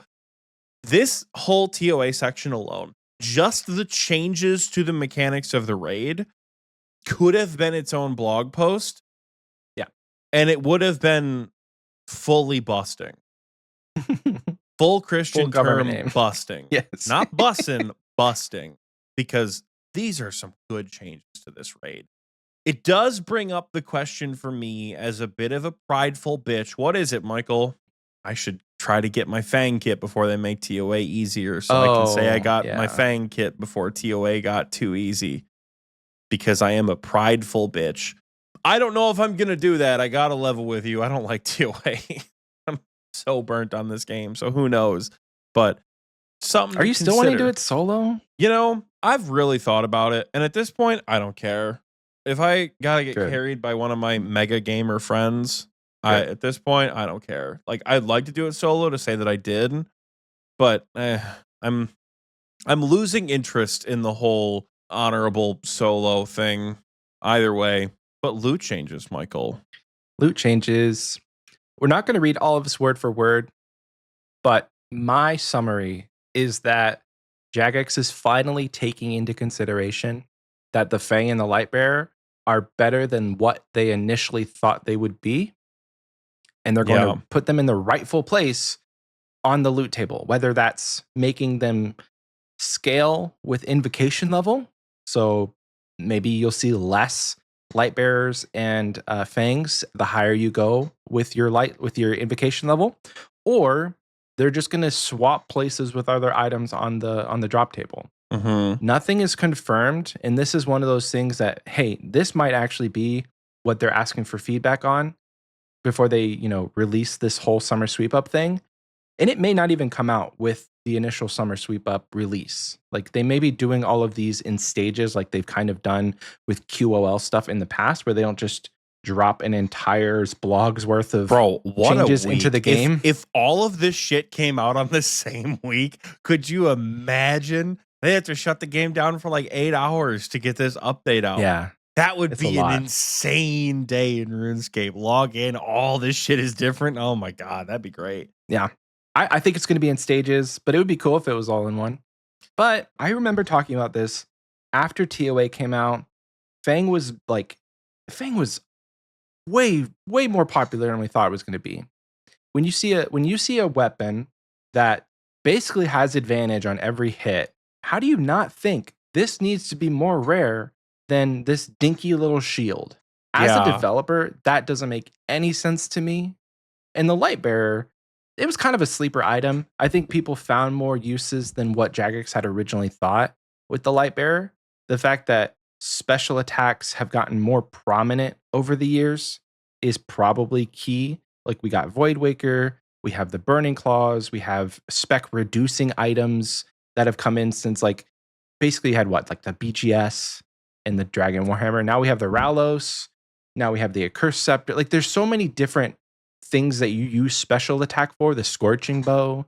There's a lot. So Lightbearer has just increased in popularity, where it kind of was a sleeper item, I think. And now with double death charge, Lightbearer is really nice. Yes. So for the ring to be only 2 mil as a main account, it's kind of criminal. That ring should be at least 50 mil. I would think maybe even more. Like it's busted. So, and if you, okay, I have a question for you. If you had to put a reasonable price tag on the Fang for its value, for its prowess in PVM, what would you say the Fang should be worth? You want the real answer? Yes. 100 mil. I think that's accurate. The Fang is a 100 million GP item. The Fang, it's the same problem. Remember back in the day when they had to nerf Black D'hide? Mhm. And they made all those changes years ago alongside the blowpipe. It wasn't because Black D'hide was too strong, it because it was too cheap. Black D'hide was essentially the end-all be-all protection in the wilderness against PKers, and it cost you 6k. So even if you died, it didn't matter, right? The Fang being best in slot or second best that's in slot at basically every single boss in the game that uses melee. You know, like, is that an over-exaggeration? Yes. There are some places where the Fang truly doesn't perform as well, like Theater of Blood, where like it gets outclassed by the Sail Door, even the Tentacle Whip in a lot of places. Like, there are some places the Fang is not like the best in the world. You take the Fang to Nex, you take the Fang to Chambers, you take the Fang to TOA. Where else do you take the Fang? Realistically, like, it's not a not viable option some places. It's not like the Abyssal Whip, where like if you're taking the whip from the old trifecta to some of these pieces of content, you're gonna get the kill, but it's not gonna feel as good. The Fang is good everywhere. And an item that has that kind of ability to be good everywhere, it's too cheap. Way too cheap. 10 mil? They've had to change the Fang over the years because it was as good. But I think had the Fang stabilized at around 200 mil, they wouldn't have changed it. I changed my mind. If the Fang, I bought mine for like 220. That shit was so expensive. If it stayed at about that price, I genuinely don't think they would have made the adjustments to the Fang they did. Because I remember there was one time where like they made the Fang like not as effective because it was doing the effect it had in TOA outside of TOA, where it was just a bug. Like, yeah, it was bugged, quote unquote. And then they made the effect not work for Slash because people were using it at Vardorvis over the Scythe. Genuinely, I think if the Fang had not been so cheap, it wouldn't be an issue. Fang, yeah, I swear to God, I'm gonna look it up. I'm gonna be disappointed. I'm always disappointed. Oh my God, wow, Fang is 18 mil. Nature is healing. You know, Fang was like 10 mil a couple weeks ago. Yeah, the blog probably made it go. Like we've even said on our GIM team, like it's time to get schmoving because if these Fangs are gonna get more rare, we need to get some while they're still super common. It pushed 20 mil last night according to Vacant Void. Nature is healing. All they got to do is mention that they're going to make this change. You know, like I think Lightbearer could sit comfortably at around 10 mil for what it's used for on the high end. I think Lightbearer sitting between 5 and 10 is fair. I think Elidness Ward should just go in the garbage, and Missouri is still violently cheap for what it is. The fact that like Armadillo still has value is weird. I don't know. I don't get it. But how do you think this could work? Pitch me an idea of how we change these purple drop rates. I think you would do a combo of both of the things that I mentioned before. Because here's the other problem. Some of the other mega rares in the game, well, the two other mega rares in the game are rare. The shadow apparently is not that rare. So there's a lot of shadows that come into the game, presumably from like money 150s. I don't think the shadow should reasonably drop below a 300 invocation raid. Above 300, you have a chance. Like not a decent chance, because that's like, why would you need a decent chance at something called a mega rare? It's not a mega rare for just any reason, you know? So above a 300, you have a mega rare chance at the shadow. Below a 300, it's like almost non-existent. And then you put the Fang in the Light Bearer just below it, where it scales based on your invocation. So yes, it still is available at a 50, but it's not going to be nearly as common unless you're doing a 150 plus. And then all the other, I think they should just make everything else more balanced to its usefulness. So the ward, like you said, put it in the dump. the Missouri, I mean, like other than everything else, Missouri, I don't know where you would, if it needs a nerf or a buff. I really don't. I think the item itself needs a buff, not the drop rate. I think the drop rate needs a buff. I think the items are fine where they are. I like that system. I would say if you're running a 50 invocation raid, you only, oh my god, Lightbearer also. Lightbearer is 5 mil now. Holy shit, this Ooh. is nature really is healing. I would say my ideal thing is like if we still want to give purples to beginner level raids, fine. You only get access to ward and then a slightly less chance for Fang and Lightbearer. I would say 150 is a fair chance at a ward. 200 is a fair chance at Fang and Lightbearer. 250 is a fair chance at Missouri. And then only above a level 300 raid can a shadow be dropped from.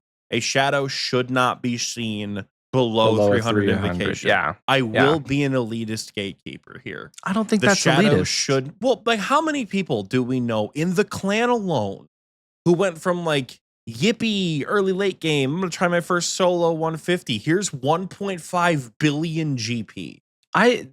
There's something to be said about getting too much money too quickly. It happened to me. I got my inheritance. If you haven't been listening to the show for a long time, I recovered an old account that one of my friends was playing on. That was my account. He was using it to boss. He bought it on the account and got it. He wasn't botting GP. I think at the time when he got it banned, he was like trying to get mining. So he wasn't like real world trading or doing anything bad. He literally was just using that account to PVM. And then it got Vacant Void says reporting Michael right now. He got it banned. So 4 years after that, I recovered it. And there was like 1 billion GP on there worth of items. And I asked him, I'm like, do you want any of this? And he said no. So I got to keep it. So my bank went from 200 mil, 300 mil maybe to 1.3 bill. That I don't know if that was a good thing because I lost out on progression and I lost out on steady progression through like the bossing journey. I was instantly able to buy a Bofa. I was instantly able to have full like best in slot for what was during the day, like a Armadillo at the time. It was Armadillo, Sang and Staff. Like I know you and I have talked about this where like you didn't even skip the bossing ladder. You just ignored it. Yeah, that's true. You didn't need to make it. You're just like, I want to max my account. That'll be cool. And just that's why in the early episodes of Xpwaste, before Group Iron Man comes out, there's the skiller and there's the PVMer dynamic, which is still kind of carried into these later episodes. But as you've seen, as I have maxed my account and has notably Michael has been forced to engage with the bossing ladder doing PVM. That's why the blowpipe was a big deal. That's why him going for his own Bofa is kind of a big deal. That's why him learning chambers is a big deal and getting like slowly but surely bullied into doing Tob is a big deal. Like Michael ignored all that shit because of all the money that he got because it's just like, oh, I need to max. You know, like I got my money for construction and fletching because of a scythe split because I learned how to do Theater of Blood years prior. Right. Like, I really think that's not to say anything bad about Michael, obviously. I say a lot bad about Michael, but not this time, you know, when you're talking about getting that kind of money, going from 200 mil to 1.7 bill, it's too much. It shouldn't be happening. Paul brings up an interesting point. In order to heal the value of the Fang, quote unquote, it also should only be available above 300 invo. I would like to meet you in the middle and say that if a Fang is at like a 200 level raid invocation, a Fang is 1 in 50. At 300 level, it goes to like 1 in 5, where it is not impossible to get it to 200, but is substantially more common at a 300. Do you think that would still have the same effect as it has now, though? If you're saying substantially more common, we don't want anything to be common from TOA. I think the point of it being more common, quote unquote, from expert modes is that people aren't doing as many expert modes. Like, I bet you if I log into the main and go look at global completions for TOA, I bet you normal mode is done substantially more. I'm going to try to verify that just to make sure I don't look like a dumbass. But I would wager to guess that, again, when you get a shitload of GP dropped on you in a 150, just keep running money 150s, especially if you start to do them quick. You bring a shadow to a 150 with a team of folks who actually know what they're doing, that shit gets done so fast. And you run 3 of those an hour for a weekend. You know, you crack off 15 raids, somebody's going to get a purple. Somebody's going to make some money. So making it, I don't know, when I say like more common, I mean like if we make it more common relative to what it is at the level. Assuming we adjust it. Does that make sense? Yeah, but you're gonna have I think we're gonna have a like a a 300 renaissance, because Paul said fast 300s will churn out fangs, which won't solve anything. And I kind of agree. If you make fangs like 1 in 5 out of 300, okay, it was an example. The numbers are an example, okay, you guys. The numbers are an example. If you make fangs more common above 300 than they would be just normally, they're rare. You get that weird effect of like, well, no one was doing experts before, but now they are because they're more profitable, and then you run into the same issue. So interestingly enough, there are more global expert mode completions than there are normal mode completions. There's about 2.5 million more expert modes than there is normal mode completions, which I'm actually kind of fascinated by. Interesting. I think it does kind of speak to the fact that like people can do this shit pretty quick, which like that's cool. Ooh, Vacant Void says with the changes, they'll be objectively easier too. That is a good true point. TOA is going to get substantially easier now, especially at those higher invo level raids. I understand where the complication comes from. Obviously, we're not going to have it perfect. And maybe the solution to make Fang more common above 300 is not the answer. Maybe that is counterintuitive. You guys are right. It could be totally counterintuitive. Well, I think just like a more balanced scale. So maybe the point is like, okay, at a 500, you're pretty much guaranteed. But who's doing 500s casually? No one. It's not. I've seen a couple people do some at-lateral 540s, and it's a little psychotic, but, it's not. Yeah. But at a, below 150, really, it should just be for experience in the raid. You should think of anything below 150 should be thought of as an entry mode. And if you can do a 140, push it up to 150 because then you'll actually start making money. You don't get money in entry mode TOB for a reason because it's really just there for one, it's a quest thing, but two, it's just there to be able to like get your feet wet and experience TOB without having to be carried. You can solo entry mode on like a late mid game account in like 30 minutes. You can't solo regular TOB at all. So, well, you can, just not for money. Like it's technically possible, but the rate with like nobody is doing solo TOB for money. Yeah. Yeah. Or at least they shouldn't be. If you are, let us know. But that's the whole point is like anything below 150 is classified as an entry mode. So to that point, why is there even a chance to get a Fang or a Lightbearer or any purple? People have gotten shadows in an entry mode TOA. That's bonker. Like it's really cool if it happens. Honestly, like I would probably scream, cry, run around the room, be very excited. But at the end of the day, it's not healthy for the economy when you're thinking about how it affects the game for mains and also for irons. Because when we got our shadow on our group Iron Man account, when Fear got that shadow, that put everybody in a panic. Like suddenly we all become sweatshop workers, and I have to go bust out 90 rune crafting. Yeah, I don't know. Somebody has to go to CG. About. Somebody has to go to CG. It's we because we all get money from CG. That's fair. Yes. Fear and I we have were to go to CG because we need the Scar Essence mine, and like, oh my gosh, dude. When it we were just doing my backpack run, Fear mentioned that like if we get another shadow, we're not going to be able to support it. I'm like, us when we have another unexpected child. Like it's literally what it felt. What if we get another shadow? It's about what it feels like. It's like yeah. we can't support this many mouths. We need to put the shadow up for adoption and drop it over to the mains. Because like, there's what the hell are we gonna do, dude? We can't fund this. Make it split money for when we get a TiVo, not in the group. Yeah, yeah. I don't know. It's the TOA problem. The more we talk about it, is uniquely difficult because the other option is just lower the rate with which you get purples. Make purples harder to get. Yeah. Like I don't know the current rate to get a purple. Like I don't know. I know Tob roughly deathless in a 4-man is like a 1 in 9, 1 in 10. I don't know what the rate is at TOA because it scales with the invocations. Like is that the answer? Make purples harder to get. It's I don't know. it's so hard to talk about purples because every raid has a different mechanic.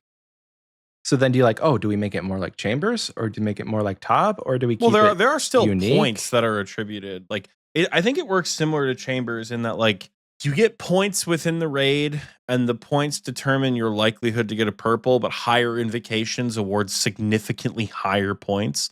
Kind of like how when we do those Mickey Mouse CMs versus a regular Chambers, where you guys get like substantially more points in a trio in a Mickey Mouse than you do in a regular. So the likelihood to get a purple is higher. I think it works similarly for TOA. I think. So Somebody knows, and they're gonna sound off in the recording booth chat that's or fine. in the comments. Sound off in the comments, recording booth chat, whatever it is. I don't do enough TOA to justify knowing that, Yeah. you know. But I think that's how it works. Whereas with Tob, the MVP system is like you get 1 point for surviving every room, and then 2 points if you're the MVP. So the more points you have, the more likely you are to get a purple. So like, but it's not in the matter of like if you die, you totally your purple chance. Whereas I think Chambers is far more unforgiving with that. Paul says Fang and Lightbearer are currently at a 1 in 3,429 when a purple drops. It's about 7 to 8% per person in a 300. That still doesn't make sense. What is it, at 1 in 3K for the drop rate or 1 in 3,000 points? No, it's 1 in 3.4. Oh, 3. Oh, that's a purple point. That's not a comma. Sorry. Yeah. I'm blind. It's a 1 in 3.4. Okay. So it's a 1 in 3.4 when a purple drops? That's very common. So Yeah. I guess if you get a purple, it's like it's a 1 in 3 that it's a Fang or a Lightbearer. Mm-hmm. The only thing I know for certain is that in Chambers, every 80,000 points that you get is about 10% chance at a purple.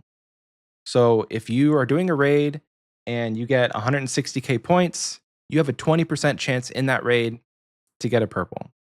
So if you're doing, say you do 10 raids and you get 80k points every time, that's about on rate for a purple in Chambers, which is not bad. It's like a 1 in 10 for a purple.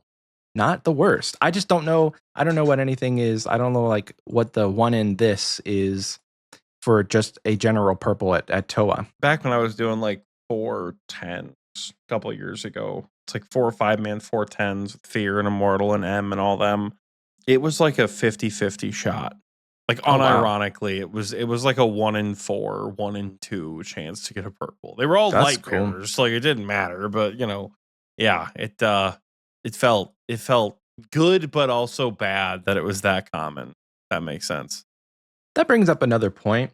Is you were like, it's all light bearers, so it's like blah, but like it should feel good to get a purple.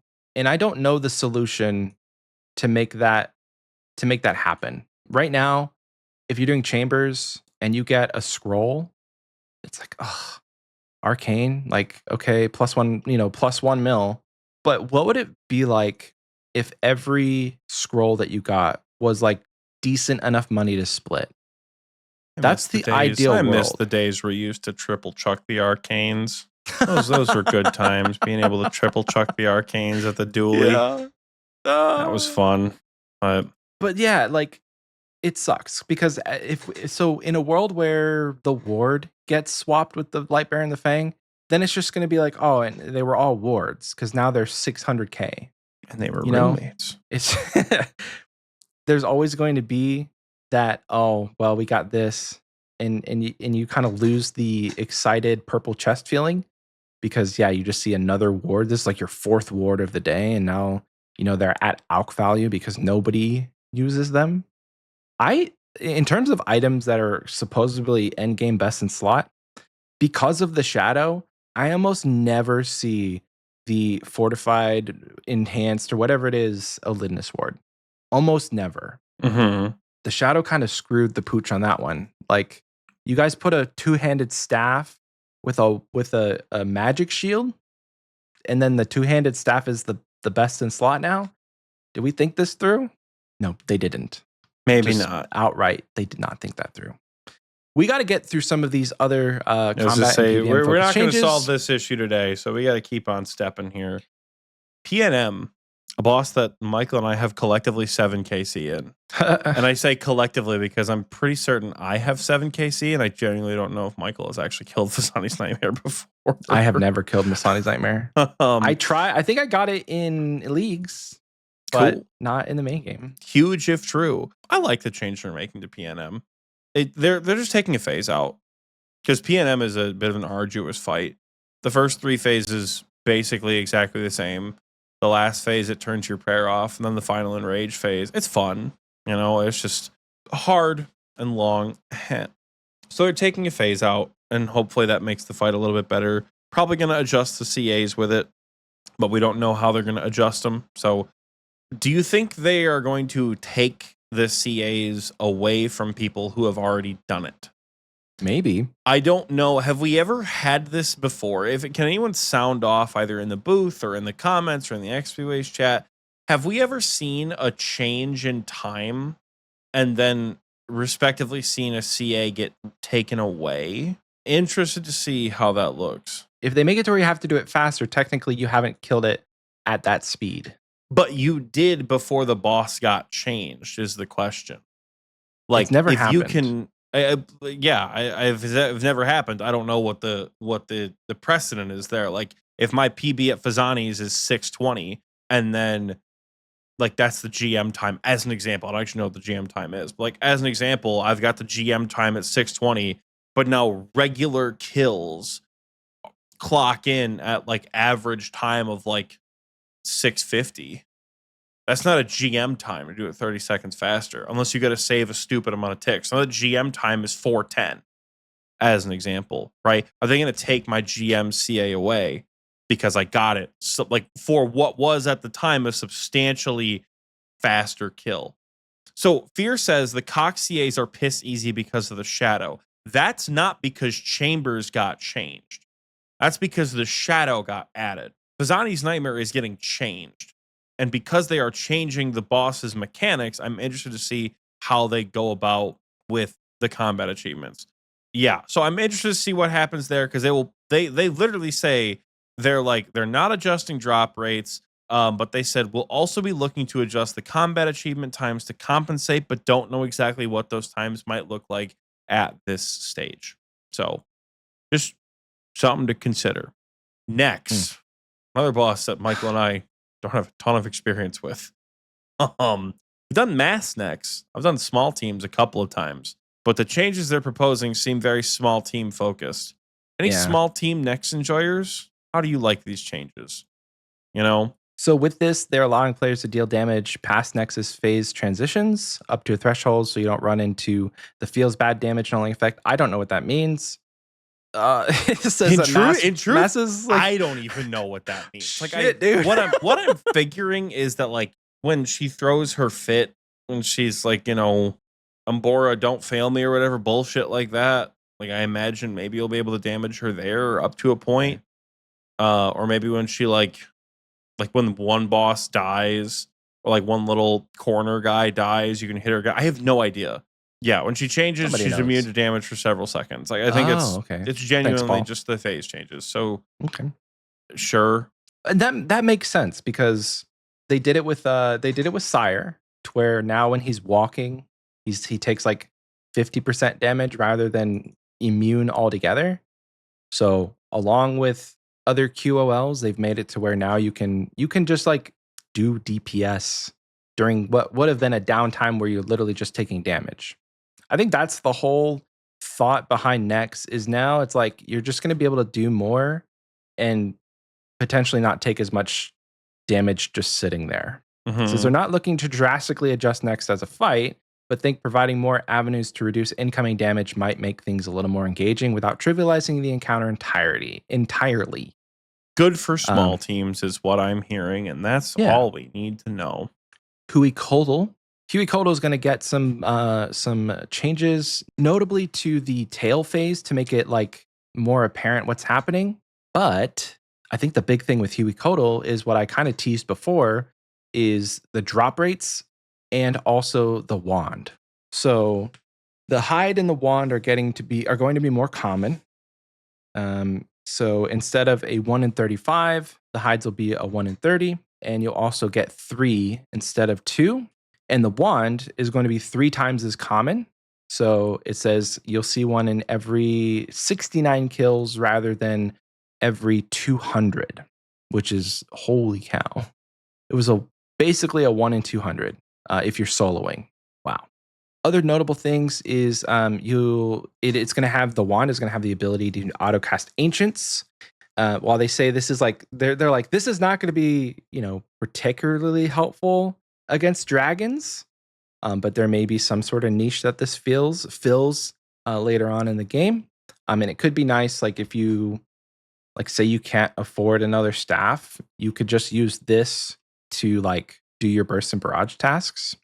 So as far as buffs for the wand, bonus damage against dragons is increased to 40%, and bonus accuracy versus dragons is increased to 75%. So the wand itself is going to be more viable in places where, and we talked about this earlier, potentially viable at Ulm. Not viable in the sense that like you're going to leave the shadow in the bank, but if you're a mid-game player trying to get into raids, bring the Dragon Hunter wand when this goes live and cast earth spells, because you may see that this is one, it's going to be cheaper than using a trident because you're not going to have the upkeep of charges. Literally blood runes, earth runes, and air runes.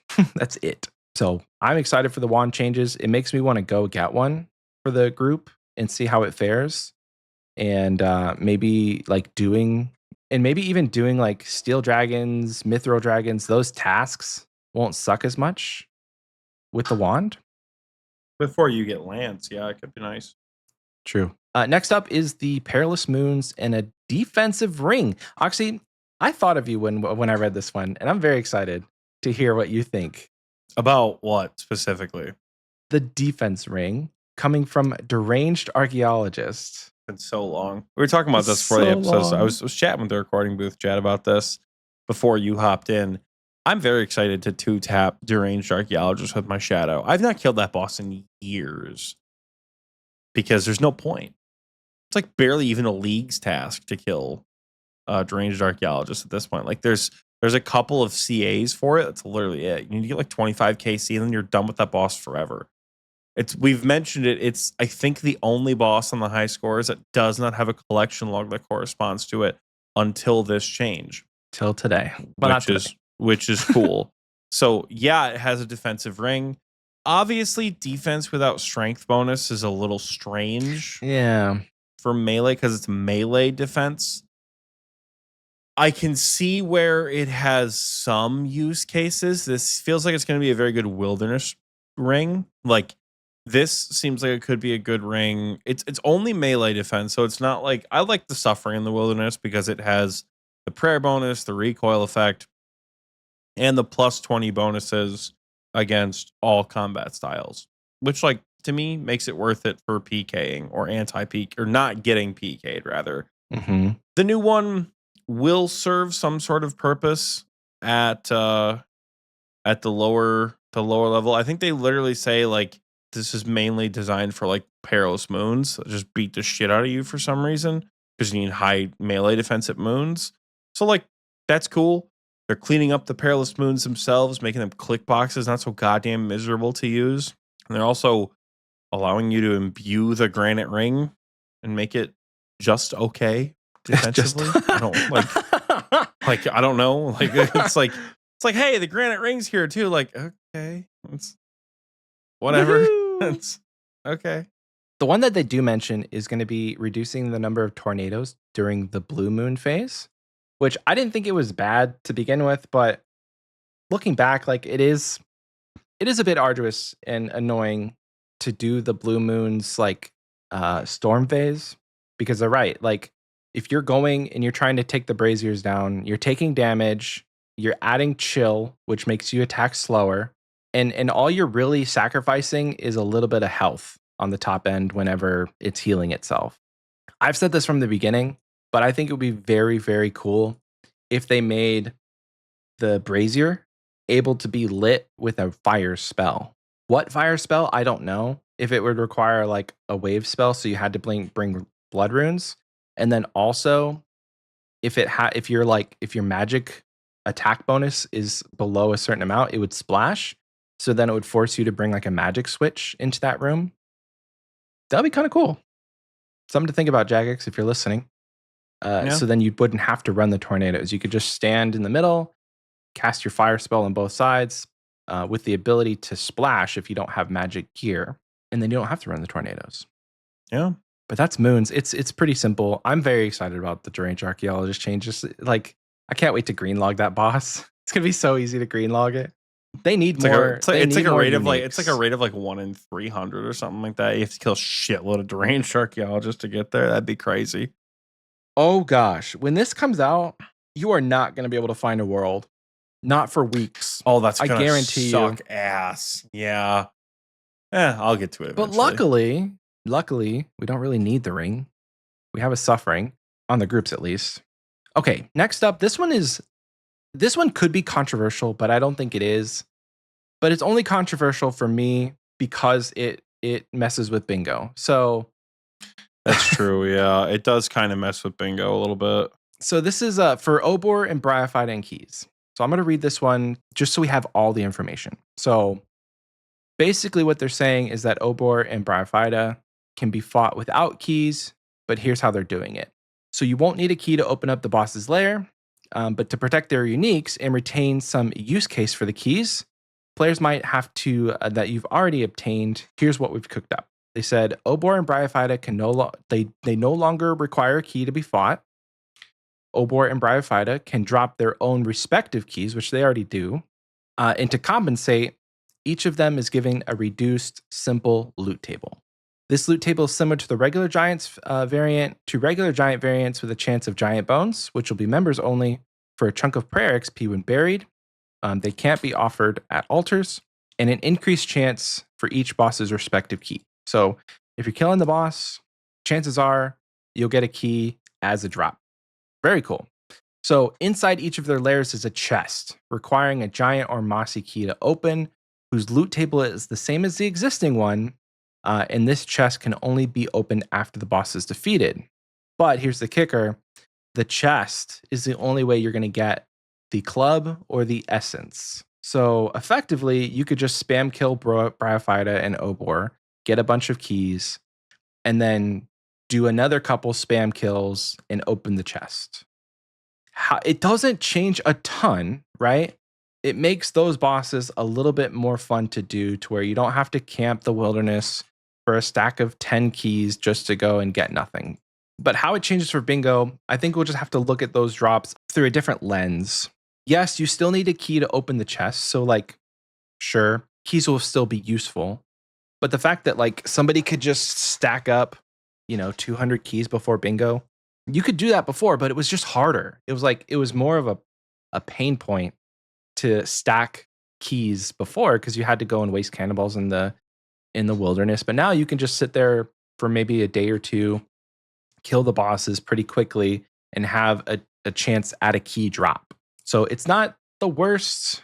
Because if you can go in there, but then it becomes annoying as shit, right? Because then you have to kill the boss. If you have 300 keys, you have to kill the boss 300 times to then open the chest 300 times, in addition to how many other keys you might get. So like, it's basically the same thing, just with an extra step.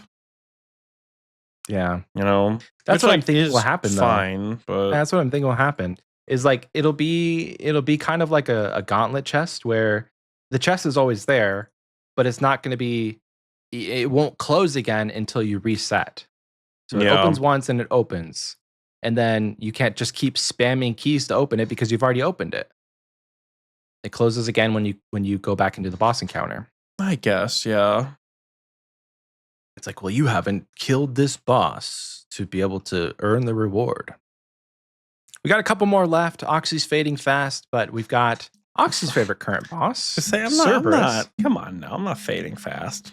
I'm looking down. I'm not fading fast. Not the same thing. Cerberus. They're making some things a little bit more like tolerable. Honestly, the Cerberus fight is fine, but they're adding quality of life to it. Lava pool attacks are easier to see. Keymaster teleports coming more frequently. Ward of Arceus is going to reduce prayer drain from the ghosts, which notably makes Cerberus not suck balls for people without a spectral, and it stacks with a spectral. So it's going to be really nice on supply use and supply drain, assuming you have a spectral. What's the biggest thing that's changing, Michael? Keymaster teleports are finally going to be tradable. Woo! That's going to be huge. Like, even doing it on my main, feeling like I have to parcel out my Cerb teleport sucks. And I don't like that. So how much do you think they're going to be? Negligible, 10K maybe at most. Well, at least though, like somebody has a stack of, because they're not very common right now. They're not, obviously it's a new item being introduced to the economy. Like the first couple 100,000.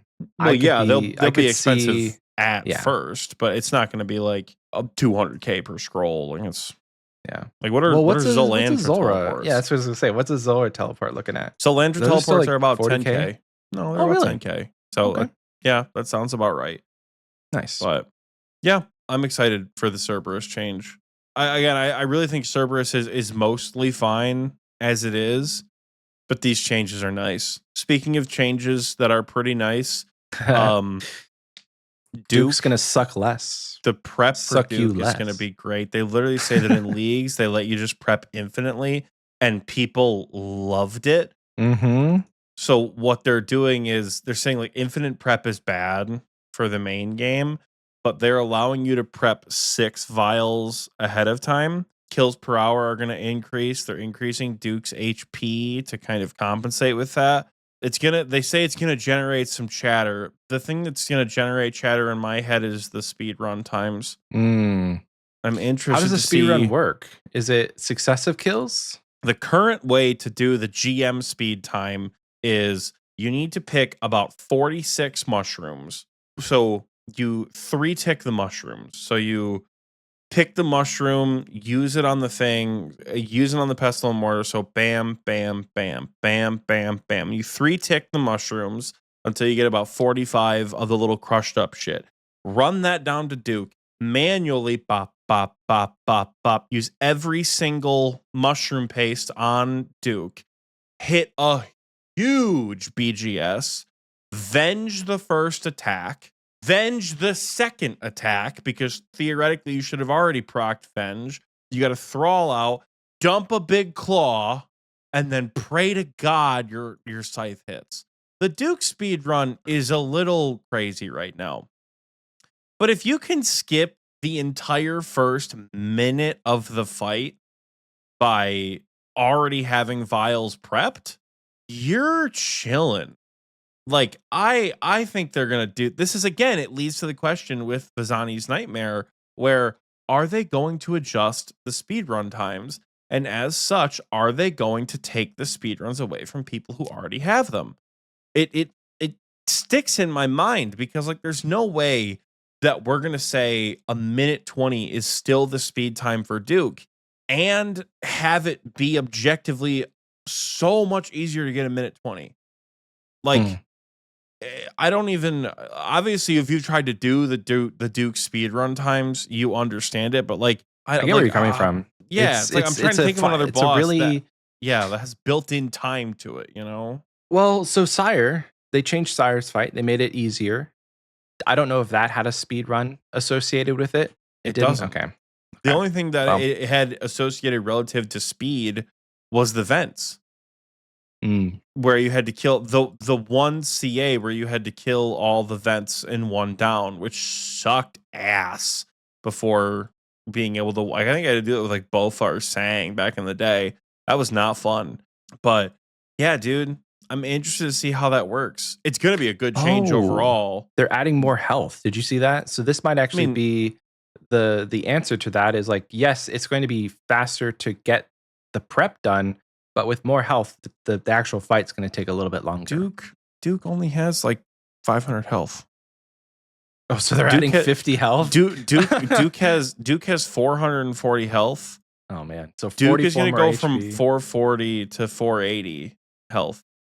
Which like if you hit a 70 BGS into claws into scythe is only going to add a couple of ticks. The amount of ticks that you are saving by having 2 vials already prepped for the fight versus the amount of ticks that you're going to be spending dealing an extra 40 damage are so much different. So I'm intrigued to see it. It's going to be a good change. I had a blast doing Duke in the last league with infinitely prepping vials and my T-bow and my scorching bow that just like bop, bop, bop, bop, bop, and a really good time with that.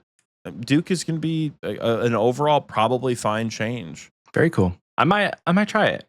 I think they say that Duke is the easiest of all of the DT2 bosses, and I tend to not believe it, but I think it's just because I'm bad.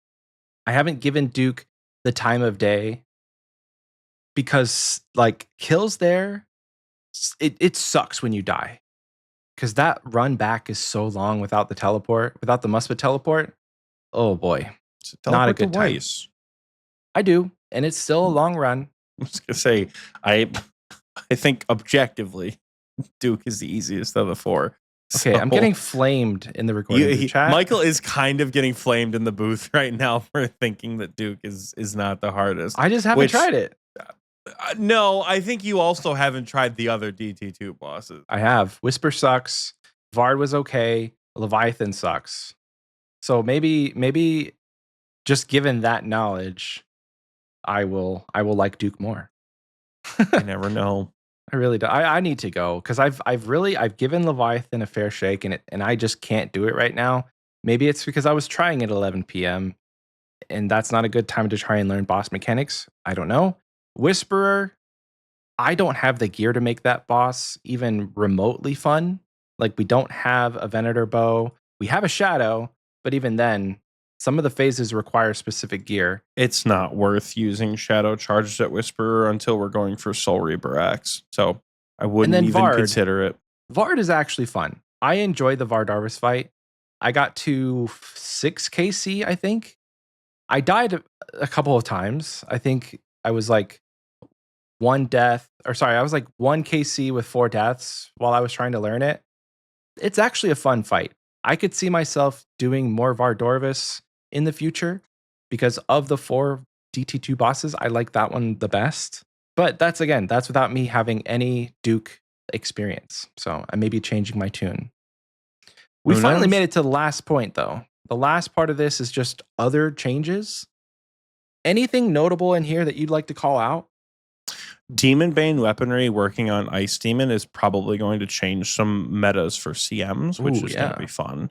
Okay. Standards are going to be I think you just like sit on Arceus from what I've been told. Demon Bane weaponry is Arceus is now kind of the GOAT, like one person on Ancients. And then other people just sit on Arceus for Thralls and the Demon Bane spells with the staff. They say Fire Surge should still remain most effective, but Purging Staff should be pretty good. Maybe it will, maybe it won't. Could be interesting to look at. I mean, Ice Demon is easy. I mean, like, yeah, but it's not about it's not about making Ice Demon easier. It's about making Ice Demon faster. Oh. Like I said, it's for CMs to get better times, pretty much. Sure. There are some other notable things in here. The indicator drop for the vestiges. That's controversial for Bingo, but it's great for everyone else. It's nice for people. It has the vestige drop for Bingo, which just means we're doing Soul Reaper Axe only, baby. GMCAs if you have the GM helmet, you now get on task damage boosts without on task XP. For That's Zuck. kind of like the Slayer relic during leagues, where like every boss was like you're on task. So that's cool. A big change to GMs is the thrall timer. Yeah. Thrall timers scaled with 1 minute up to elite, minute and a half at masters, 2 minutes at GMs. Now they're moving the 2-minute timer to masters.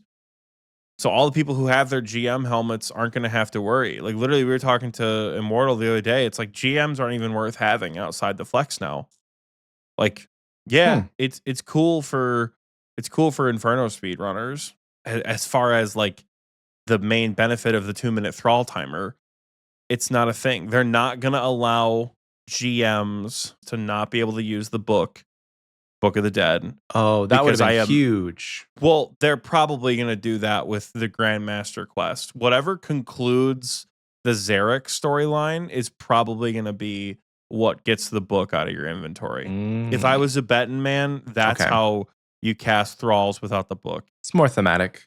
That it's thematic and it's more accessible. I understand why that should be a GM reward. I've seen people pitch. It's not a thing currently, but reducing the time, the animation time of NPC contact. Oh, This is a small little thing just so you tutorial skip faster for Zuck tasks. but now you don't need tutorial skip for Zuck tasks. If you have masters, you still do. Oh, If you have GMs, you don't. For literally just for Inferno speed runs, but it's just gonna make the Inferno nicer off task. If you're doing the Inferno off task on a GM account, I don't know. There could be a fun speed run tech in there because now you get the additional range strength bonus of the Missouri helmet. So maybe the Missouri mask adds a max hit if you already have the damage boost of a Slayer helm, and we see some new Inferno world records. Who knows? I don't know what that looks like. I thought of this as they would still make you wear the Slayer helm. It doesn't seem like it. It doesn't So they say. players with the Grandmaster combat achievements completed will be able to show their Zuck helm to the Tazar to gain on-task damage bonuses without any of the other on-task benefits. That doesn't sound like you need to wear the Slayer helm. It also doesn't say you don't. Unless it means you do have to wear that. It's kind of like the relic in leagues where like every monster is considered on task, and if you have a Slayer helm, you do a shitload of extra damage. So perhaps you do have to continue to wear the helmet. I don't know. Either way, we could see some new meta develop for the Inferno, which could be interesting. Because the helmet is what gives the damage bonus. Yeah. You can be on task for anything, but you're not going to get your bonuses unless you're wearing your helmet. Yeah, So- I don't know. I'm also not an Inferno speedrunner, and I am so far away from GMs, it doesn't even matter. But yeah, I think some of these changes are going to be neat. For the miscellaneous changes. For the anyways. miscellaneous, yeah. The last one, tidy up magic attacks animations in PVM scenarios so they don't visually delay the player's movement. I kind of like that it does that. So when you're mage skipping, you do kind of like a walk, or you kind of slide back. Your players, like when you fire your spell and you click to move, you kind of fire and you slide back into the tile. I kind of like that animation. But I think the guess big one that tidying throws it up- off, the one that throws it off in my head is Ivan's Blast. Mm, The animation delay on Ivan's Blast is cringe. is it? Oh my god, yeah. You're true tiled across the country by the time your Ivan's Blast animation is done. Like apparently Twin Flame and Shadow also have a delay. So I don't know. guess I'm sure that's cool that just they're it's tidying up. necessary, miss the moonwalk, but not the dead clicks. Yeah. Oh, okay. Big dog, it's been 2.5 hours. We have not done a 2.5 hour first segment in forever. Oh boy. And the craziest part is there is still another behemoth of a blog that you and I have not even touched in the sailing thing. Yeah. Welcome to the 5-hour one- episode, baby. We're not doing that. We're not doing all that. There should be at this point, by the time this episode comes out, regardless of when it gets released, there should have been a modcast by now about sailing. Perhaps Michael and I will watch that and touch on that here in the coming weeks. But yeah, at the moment, we're not going to touch sailing strictly because we don't have time. Not that we're not interested. Sailing gonna be good. But at the moment, we just ain't got time for all that. How you feel about sending these people off to a break? Yeah, let's do it. So this is where we're going to take a break. You're going to see a fun little commercial that probably Oxie made. And we'll be back with more community-focused content after that. See you in a minute. Why, hello there, adventurer. My name's Razalo, and I've traveled all over this here continent collecting treasures that I think you. We interrupt this broadcast to bring you an important safety announcement. Attention. This is a message from the Gillinor Protection Agency. Do not fall asleep. A supernatural anomaly has escaped from its containment site in eastern Mauritania. It is incredibly hostile and will strike if given the opportunity. It has been known to attack its victims through their dreams, causing intense and violent sleepwalking that often results in the victim's death. Do not fall asleep. Over 1,200 individuals have been reported missing since the breach, and that number is estimated to increase exponentially over the coming days. Sleepwalkers have been reported in Canifis and in the northern coast of Mauritania, heading towards Port Phasimatis. If you are within the immediate vicinity of the breach, please seek shelter and await further instructions. Do not fall asleep. The Gillinor Protection Agency thanks you for your cooperation. Do not fall asleep. You will now be returned to your regularly scheduled broadcast. So why don't you come on down and see for yourself? I promise you won't be disappointed.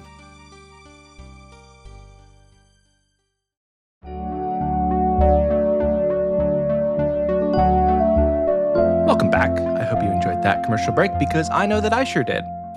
Now it's time that we dive into our Patreon supporters and give them some little bitty itty bitty shout outs here. If you're a new Wise Old Man patron, the first week that you subscribe that we do an episode, you'll get your name shouted out. We actually have one this week. So shout out to Wills for being our newest Wise Old Man patron this week. And on the screen now is all of our current Wise Old Man patrons. You guys are amazing. Thank you so much for subscribing, keeping us financially stable as a show. We aren't paying anybody to edit the show anymore because I got a job. And unfortunately, Oxie doesn't like editing. So that may end up being something that we do. It's just, him and I need to sit down and look at the financials and figure out if that's financially viable. But for now, you guys are supporting the show financially and we appreciate you. So thank you to the Wise Old Man patrons. One of my favorite things that you get within the Wise Old Man tier is the recording booth access. That's where you get to hang out with us every week when we do the show. Right now, there's 12 people, including me and Oxie. So 10 patrons just chilling. And you've heard us actually reference the recording booth a lot this episode. So if you're new and you're like, what the heck is that? Literally, it's just all of our wonderful patrons that can show up and hang out with us while we record. And the Wise Old Man tier is where you get started with that access. So join the Wise Old Man tier and connect your Discord to Patreon, and you'll see the channels. Moving on now to our KBD tier. This is the first tier that we shout out that we shout out by name. So starting at the top here, big shout out and big thank you to Six Sticks Insider, Brooks70, Oxie's dad, my dad, all of our dad, my dad, Cloud Kicker, Dicky Bird, Dr. Muffin, PhD, Elite Oreo Dunker, Jax GIM, JX Riot, Lil Drakey, our third favorite Patreon supporter, Ralph, Run Metal 15, Rylithian, Sparky Life, and the Big G Jordy. Big shout outs again to all of our KBD patrons. You guys were the original OG shout out tier, and I have not forgotten that. So thank you so much for your support. You guys are amazing. Mucho smoochos to all of you in the KBD tier. Moving on now to the last tier that we shout out. This is the Jad tier, the big bad Jads, if you will. They actually get a shout out, and there's an added perk in the Jad tier where every 3 months that you're subscribed, you'll get some merch. So right now we're actually doing every 3 months, you'll get a exclusive t-shirt sent to you if your address is entered in on Patreon. And so we've gotten 2 of those designs inputted. And we actually have, I think we've started this like around 6 months ago. So there are some patrons this week that should be getting their second shirt from us. So if you get it and you're in the JAD tier, send us a picture because I definitely want to see it. But they also get a shout out by name each and every week. So starting at the top, big shout out and big thank you to Captain Crash, Flood Day, Kyrandia, Mithril Fork, Oxie's Satanic Femboy 666, Petite River, the ever sassy Rain Falls Red, Soggy Waffles, the S tier Deviled Egg, and Waloznik. Again, thank you so much. If you are in the JAD tier, we appreciate the hell out of you.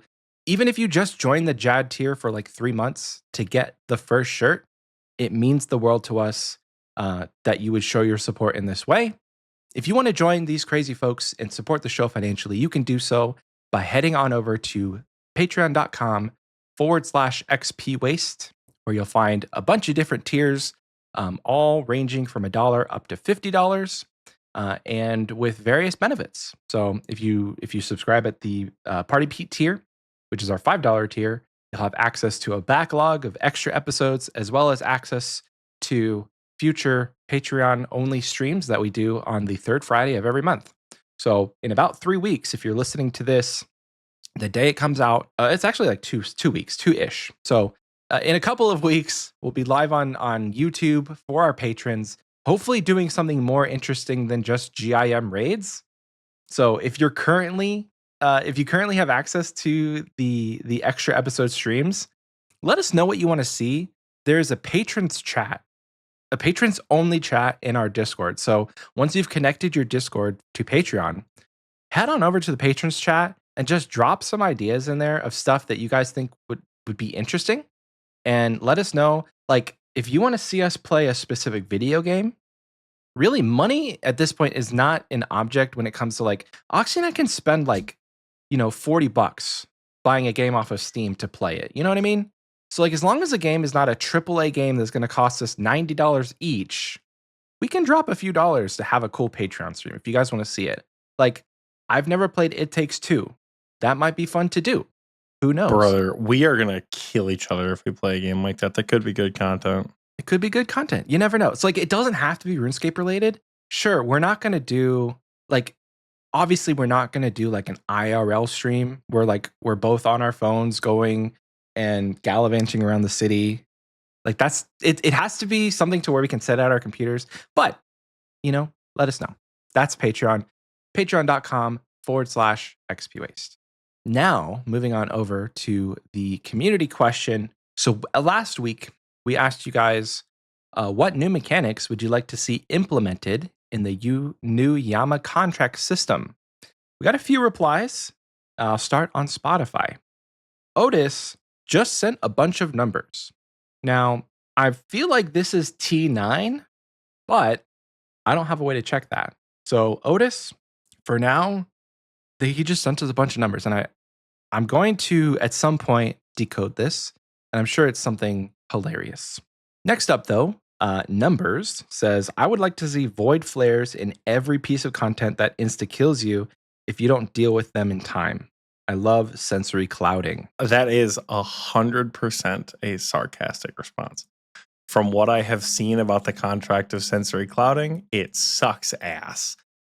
And that person is probably pissed about that contract. Oh, no. Well, sorry, Numbers. Oh, gosh. Well, next up, though, Fizzman says, I've never actually done Yama, but I love the concept of contracts if they just add funky new mechanics. The stamina drain and wretched strength things seem interesting. I do wish it didn't just give a TOA-style buff to HP and defense, which feels like you just do the same thing, but for longer. Yeah, I think we touched on that last week. It's like, make the fight more interesting without just giving it more HP. Because that's boring. But next up, Thomas says, I think a contract or alternative variant boss should be available for Slayer bosses. We already saw multiple Echo variants, and considering a lot of the Slayer bosses are considered extremely easy mechanically, Thermi, Kraken, having harder variants with maybe an increased pet chance or a roll at a superior Slayer table or some form of cosmetic available, maybe new Slayer helms for bosses like Grotesque Guardians who don't have them, and maybe upgraded variants for the likes of KQ. So this kind of takes the question of what mechanics you want to see in Yama and kind of just says, well, listen, make contracts for other bosses and just make them harder so that we have things to go towards. We have, like, you don't just stand there with a Sang or a Shadow and kill Kraken, you know? Make it more interesting. Next up, Ryuhan says, I haven't done any contracts yet, but I think that adding a similar system to the other bosses, allowing you to get uniques that aren't in their normal drop table would be interesting. Like if a contract for a boss gave that boss's mechanics for the boss that it's taking the unique from, it would give people some other options for some, but not all uniques in cases that they don't like, if they don't like a certain boss. That, the way I'm interpreting that is like you could get a Armadillo crossbow from Bandos, but like you would have some Sarah Dolman Ziliana like mechanics in a Bandos fight. That's an example, but I don't know how that would work. They would have to really. I really would probably balance only it. have to work for a select number of bosses. Like you couldn't just like pick and choose, build your own boss type deal. But like, I don't know. Picture, for example, you're killing Vorkath when it does the acid spit phase, and during that phase, it also shoots out venom clouds, and you have a slim but not impossible chance of obtaining a Tanzanite Fang from Vorkath. Interesting. Yeah. So, is it the best mechanic I've ever heard? Maybe not, but could we play with it and make it super fun? Absolutely. Yeah, there you go. That could be fun for leagues. You know, That would be fun for leagues because then you don't have to pick specific regions to get specific drops, and it doesn't feel like you just got the drop for no reason. I like that. The last one here on Spotify is Oil Pan Who says the contracts add a bit of variety with their unique conditions. It forces you to adapt your gear or strategy, which adds some depth. I'd like to see that kind of dynamic challenge as an optional system in Slayer for future bosses. Something with a boosted XP or rewards based on difficulty and tasks. Honestly, I think that with how popular and how, I would say, in quotations, well-received contracts have been, like there hasn't been a ton of negative discourse around the idea of contracts, that they could implement a system in the future that for a new boss or even retroactively going back and looking at how can we make contracts a thing or the idea of contracts a thing for other bosses. Now, does it need to be a standard across the board? No, because I think that would be incredibly boring. And it takes the unique factor of a contract away where something is not special if everybody has it. So select few bosses that where mechanics are lacking or the fight is actually easy and they don't want to like retroactively just update the boss itself. They could put a end game variant or a contracted version of like Kraken or Thermi and give you some sort of challenge with a boosted drop rate or maybe a new item that makes your, I don't know, that makes like the occult an upgrade. Ooh, scary. Or it gives you like a better variant of the Trident. Who knows? But that is it for Spotify. We only have a couple here on YouTube, so I'm going to head over there now. So we asked you the same question. What new mechanics would you like to see implemented in the new Yama contract system? Spencer says, I want a mechanic where Yama fixes the internet issues I've had for the past few weeks. Let's go. And he said, edit. The way the comment is worded makes it sound completely different from the way it was phrased in the video. The way this comment is worded makes it complete. Oh, the way that the comment is worded for this. Okay, I get it. What he's saying.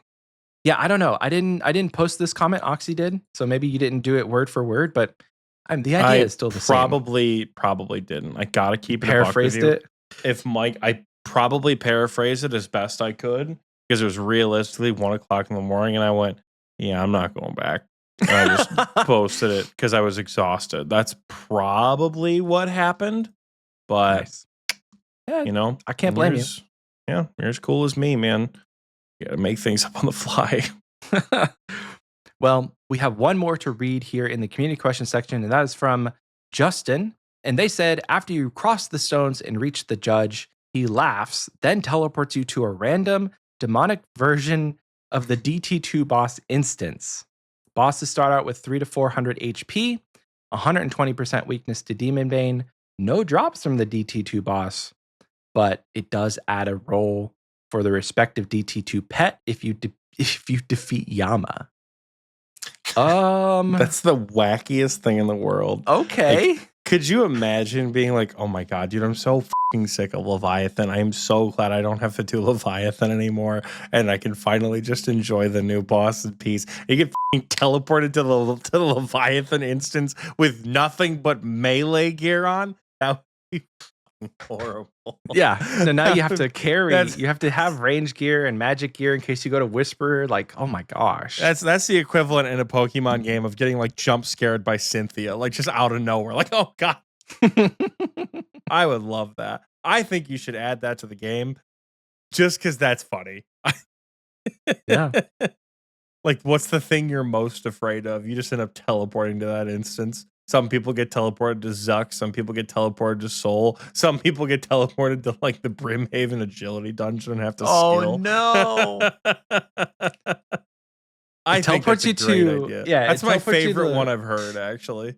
Yeah, it's just like it adds a sense of like dread because you never know where you're gonna go. Demonic, yeah, but it's all demonic altered versions, so it's just like gloomy and there's fire and lava everywhere. Nice. Well, that's the community question, folks. Thank you so much to everybody who answered last week's question. If you want to answer this week's question, it would be, if you could change the drop table of any of the bosses in the game to either make it totally busted or more balanced, how would it change? You can answer that question in the comment section on Spotify or under the pinned comment of this YouTube video. And by under the pinned comment, I mean reply to it. So that's going to do it for your community question. Throwing it on over now to Oxie for a shorter, more digestible version of Achievement of the Week. Oh, certainly is a more digestible version. We're back to form here with Achievement of the Week, folks. It's not going to be 1,000-year recording. We're going to kick off with the miscellaneous section this week. We have one quest cape with Fobster. I believe only one quest cape anyways. Additionally, in the miscellaneous section, Clogs Please, he asked and he received. Clogs Please has achieved 1,200 collection log slots, earning himself the Dragon Cane, like the Dragon Collection Log Staffing Book, which is pretty freaking cool. Like, that's a pretty solid achievement. The 1,200 clog slots. That's pretty nice. Additionally, McFluffin got married. I like when people post shit like that, so I'm putting it in the thing. Moving on over to the skilling section now. Fish achieved his namesake with 99 fishing. Soggy achieved 99 defense and 99 prayer. Blastoise level 99 achieved 99 farming. Buckley Boyo achieved 99 firemaking. Vacant Void achieved 99 defense. Willie Pendle achieved 99 slayer. Group Dingo achieved 99 cooking. Hutche achieved 99 firemaking. Fobster with the double achieved 99 firemaking as well. And Sparky Life at the top of the episode achieved 99 strength. Additionally, as far as total levels are concerned, Biggery achieved 2k total level. And El Mortal, our good friend Immortal, achieved 2277 for the second time on his Iron Man account. So congratulations to you, Mr. Immortal. Finally, in the skilling section, I would say you could play the game, but let's be honest, you've been playing it regardless, if it's 2277 or not. Finally, in the skilling section this week, Frozen City achieved 200 million cooking XP at P3 Versic. So, real recognize real, Frozen City. It's a good place to get it. Finally, closing out Achievement of the Week this week with the combat portion of this here little shindig bit that we do on the show. We have some firsts, Bone Man Dan and a Black Cod, one of our UIMs in the clan. Both of them killed Zulra for the first time. Echo Thomas achieved his Missouri kit for his backpack and his max cape. Toilet, my boy, once again, we missed you, my friend, got his quiver this week, as did D4 Drake. Got the quiver while we were recording, which is pretty cool. I immediately got shit in the CC because I got 80 mining at the exact same tick. And somebody said, I think it was Morpha, he said that's the closest Oxie's name's ever been to a quiver collection log. I'm fucking sick of this community. I don't even have words anymore. I don't even have words. Decoom achieved Blorva. Boyle, a buddy of mine from another Discord, got Radiant Oath Plate, which is pretty cool. I didn't think I saw anyone else so far get the Radiant Oath Plate, though I'm not 100% sure if they did and just didn't post about it. I've heard Sensory Clouding sucks ass. So have fun with that one. And then finally, both the Nady and Luke Mate achieved their Infernal Cape for the first time. So everyone says with 2277 you can play the game for real. Nah, once you get your first cape, I've said it once and I'll say it again, ain't nothing gonna have that same kind of pressure. So congratulations to you guys for finally getting that cape. And congratulations to everyone who did something awesome this week. A lot of people post base levels, a lot of people post progress they're making on achievements. We say it every week, but just to reinforce the idea, everything is worthy of achievements here in Achievement of the Week, or rather in our Discord community. Achievement of the Week is a little bit more specific, but it doesn't stop people from posting their achievements, and it shouldn't. People are posting cool stuff all the time, and if you want to show us the awesome stuff that you've been doing, head on over to discord.gg/OSRSTNL, and you can hop in and post in the levels and achievements chat about all the cool stuff you've been doing, because we are objectively the best RuneScape Discord in the world. No ifs, ands, or buts about it. Nobody is in the Sunday Raiders VC for some reason. Nobody is active currently. Perhaps people are just taking this week easy, you know? Maybe they're celebrating Pride. Maybe they're just having a good time outside because it's finally some nice weather. Who knows what's going on? But nobody's super active. There are quite a few people in the booth, so it could be a part of that. But, you know, Legend Gary says it is still kind of early. It's only about 4 o'clock, so you never know. That, though, is Achievement of the Week. That's going to wrap up my segment of this second half of the show. It's remarkable how quickly we're getting through the second portion of the show. So I'm going to bounce it over now to Michael, and I'm going to ask him to close the show out. Michael, my friend, do you have a fun question for us this week? I've been talking to my therapist, and they said it's okay if I don't have a fun question. I can just tell Oxie I don't. So I don't have a fun question, Oxie. Do you have a fun question? Well, guys, it's been fun. Have a good week, everyone. We failed you. No fun question. My therapist said this wouldn't happen. They said he would be accepting. Yeah, well, I'm the opposite. I'm the therapist's worst nightmare. I'm another therapist. Oh, dun dun dun. Is this an off the dome week for fun questions? I think it should be. Yike. Okay. Give me one off the dome, or the recording booth can pull up and put in, put out and put in, put in and put out. Hey yo.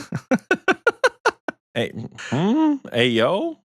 Well, I am awesome, and as I always say, I got people for that, and I do have people for that, and I have the recording booth chat for that. Legend Gary is going to ask one that we've probably answered over our time here in Xpwaste, because again, we've been doing this for like 3,000 years.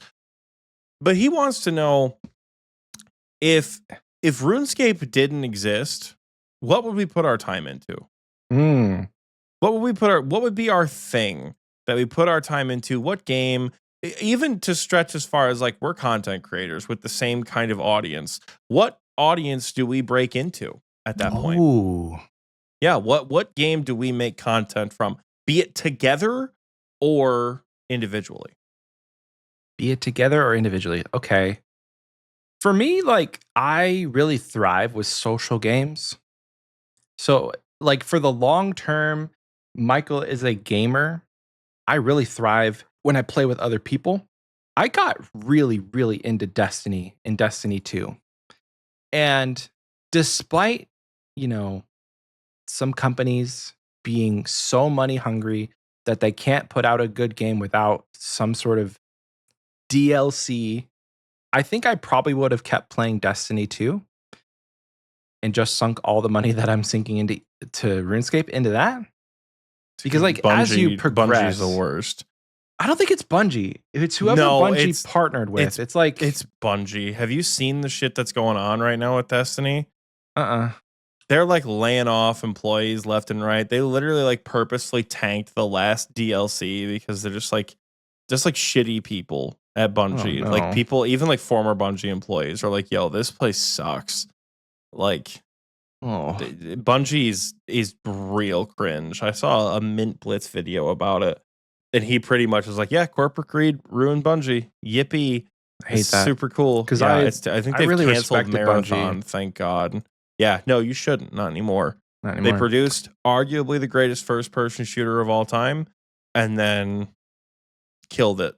They blew themselves up in the process. So you know what? I think I'm going to change my answer then because screw Bungie. Rune says the TNO Minecraft server would be popping, and unironically, yes. If I never play RuneScape, like if I never played RuneScape, I think that Minecraft would be my main game. And for me, yes, I like the community aspect, so I probably would have a community server or maybe a themed server. But I have been actually really beginning into like hardcore Minecraft series on YouTube where the threat of dying would be the end of your world and seeing how far you can go. So just maybe I would just have like a hardcore Minecraft account and stream that. I don't think having a Minecraft podcast would be very much fun, but there's really not that much to talk about week to week when it comes to Minecraft. Like we could have thematic episodes and then maybe we do, I don't know, like a review every time a new version drops, but I don't know. Rainfalls Red says I'd switch to WoW or League of Legends, and World of Warcraft if my PC was better. I've never played WoW, but it probably would pique my interest. Probably. People are calling for a clan server in the recording booth chat.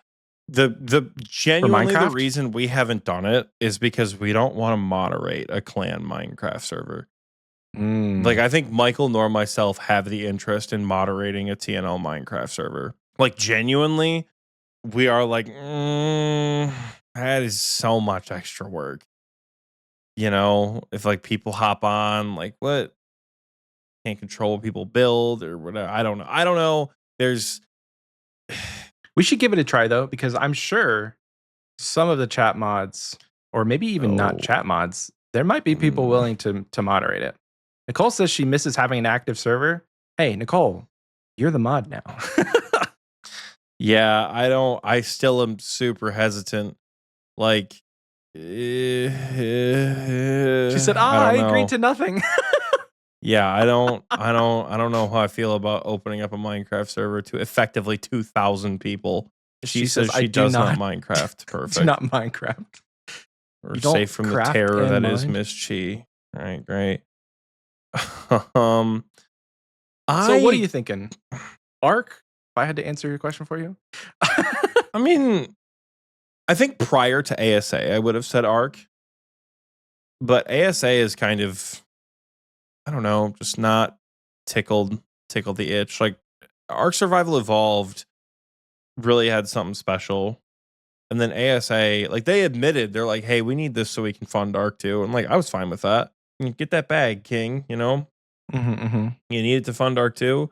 But now Ark 2 is in shambles and Snail Games is kind of a piece of shit about it. So like everything is kind of fallen by the wayside to my knowledge with Ark. Unless somebody actively plays. The one thing I don't like about Ark content creation is like there are some content creators who can play single player in PvE, like I really like Roz Clark. He's got some really good Ark content, but a lot of it's like PvP. Like if you watch Ark streamers, it's very PvP focused. I don't really like Ark PvP. I think Minecraft would bore the shit out of me. I think if Minecraft, when it comes to those games where you create Minecraft, Planet Zoo, Zoo Tycoon, Jurassic World Evolution, Roller Coaster Tycoon, when those games that you like need to create something, I don't thrive in sandbox. I do not thrive in sandbox mode because I get decision paralysis and I have no idea what I want to do. Creative mode in Minecraft, unless I have an inspired thing that I want to build, I have no interest in doing it.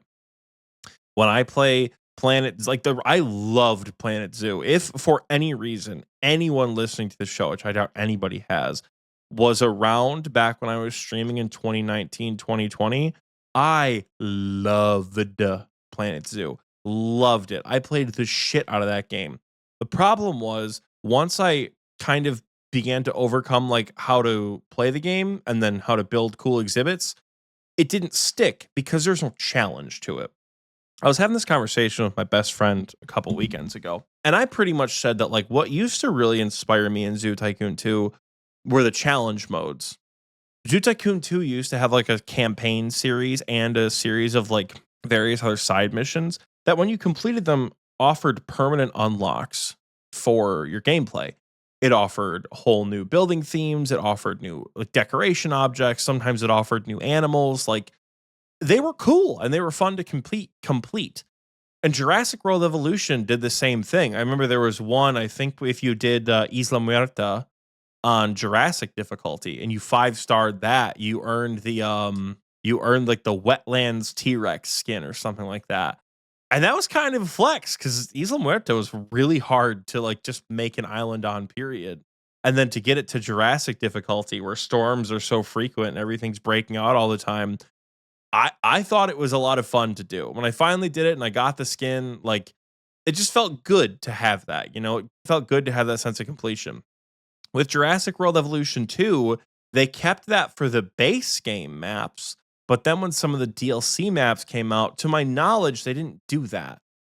And I remember being like, oh, or it was something with the base game where like you didn't unlock new content for beating it at certain levels, or you didn't unlock new content on all of the challenge mode maps. And I'm like, what's the point?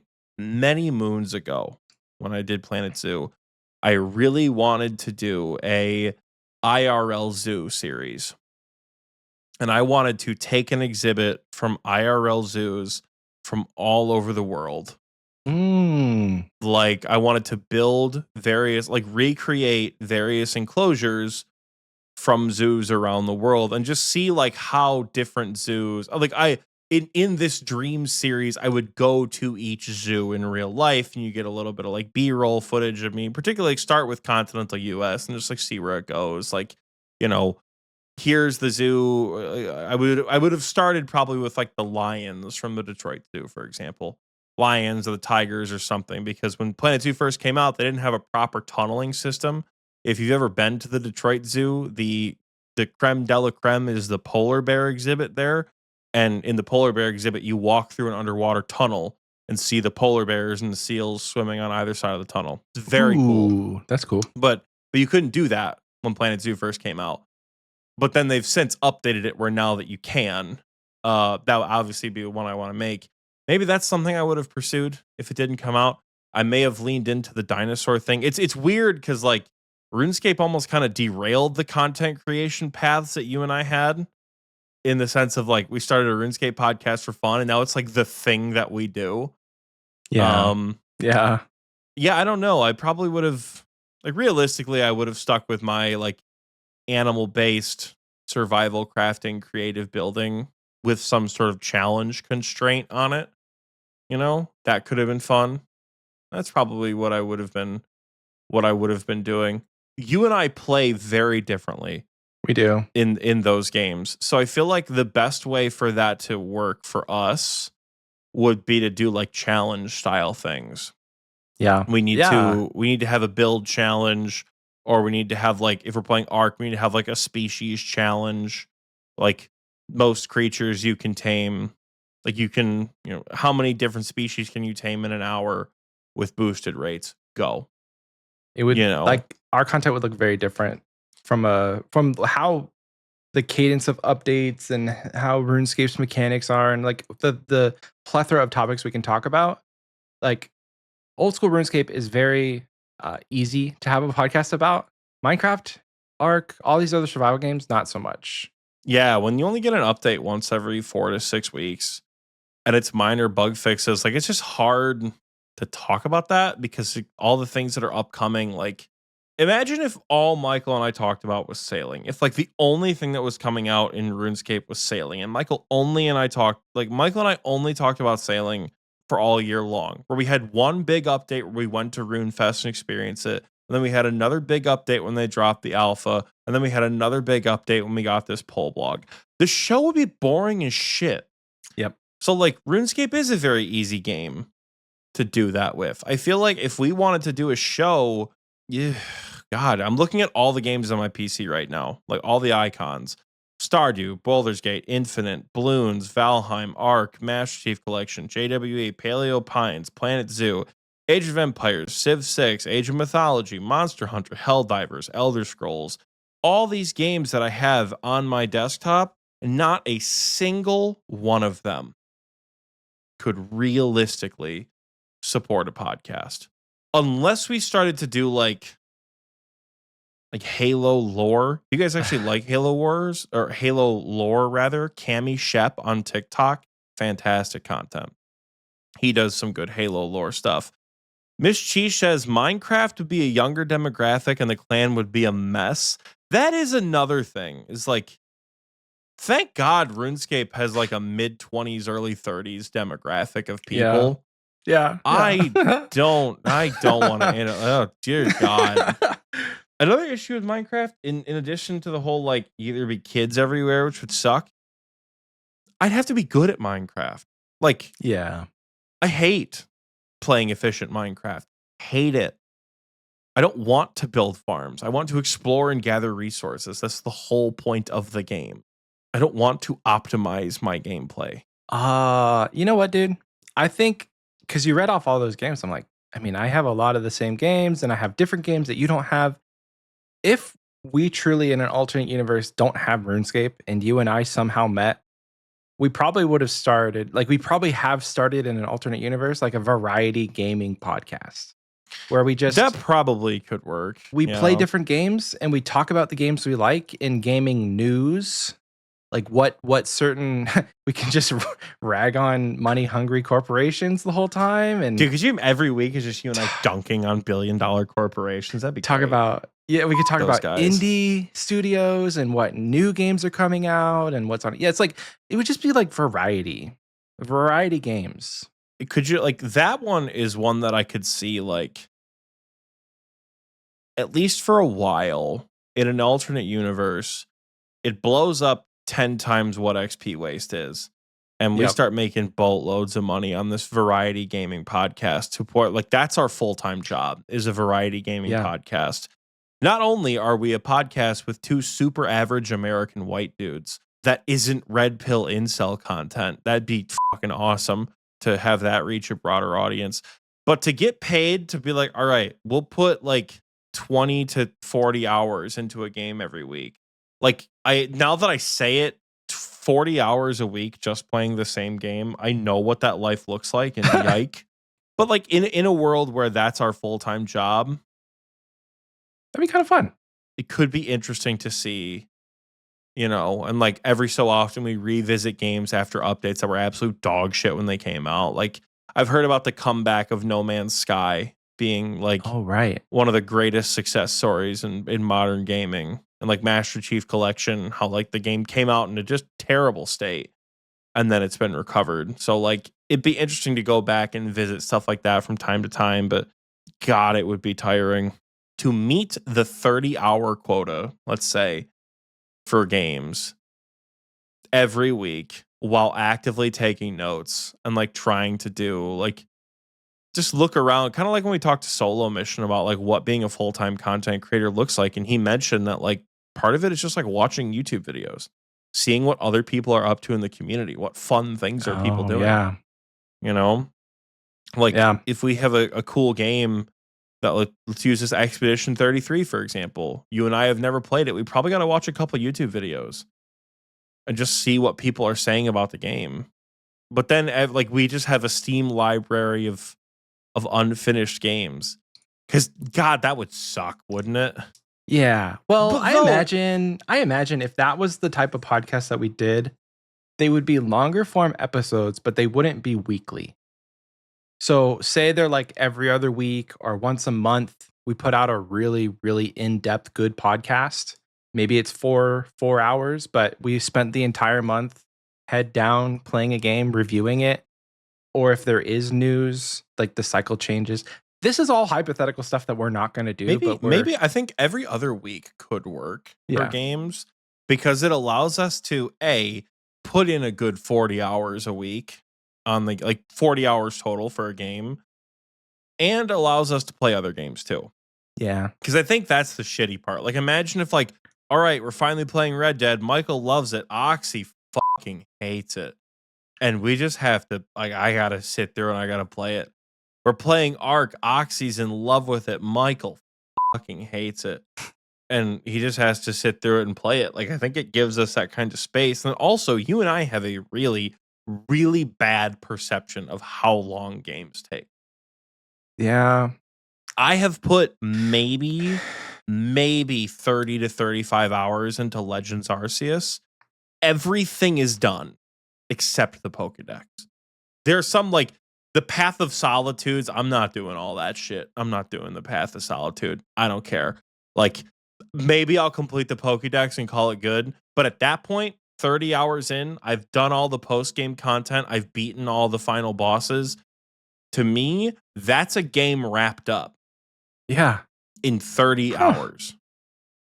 Like, yeah, the perception of time with how many hours we can put into RuneScape, like it's going to take me 30 hours just to go from 94 to 95 Slayer, and it's probably actually more than that. So the time it take me to get one level in one game for one skill, you completed an entire video, an entire other game. Like, but like not obviously like 100% completionist content, which I think that's another thing that you and I have a weird thing. We have to green log everything, you know, as RuneScape players.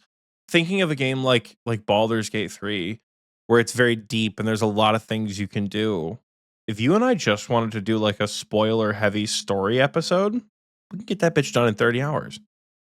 Yeah. You play an entire Baldur's Gate run, 30, 40 hours, and not worry so much about like all the side quests and shit. Yeah.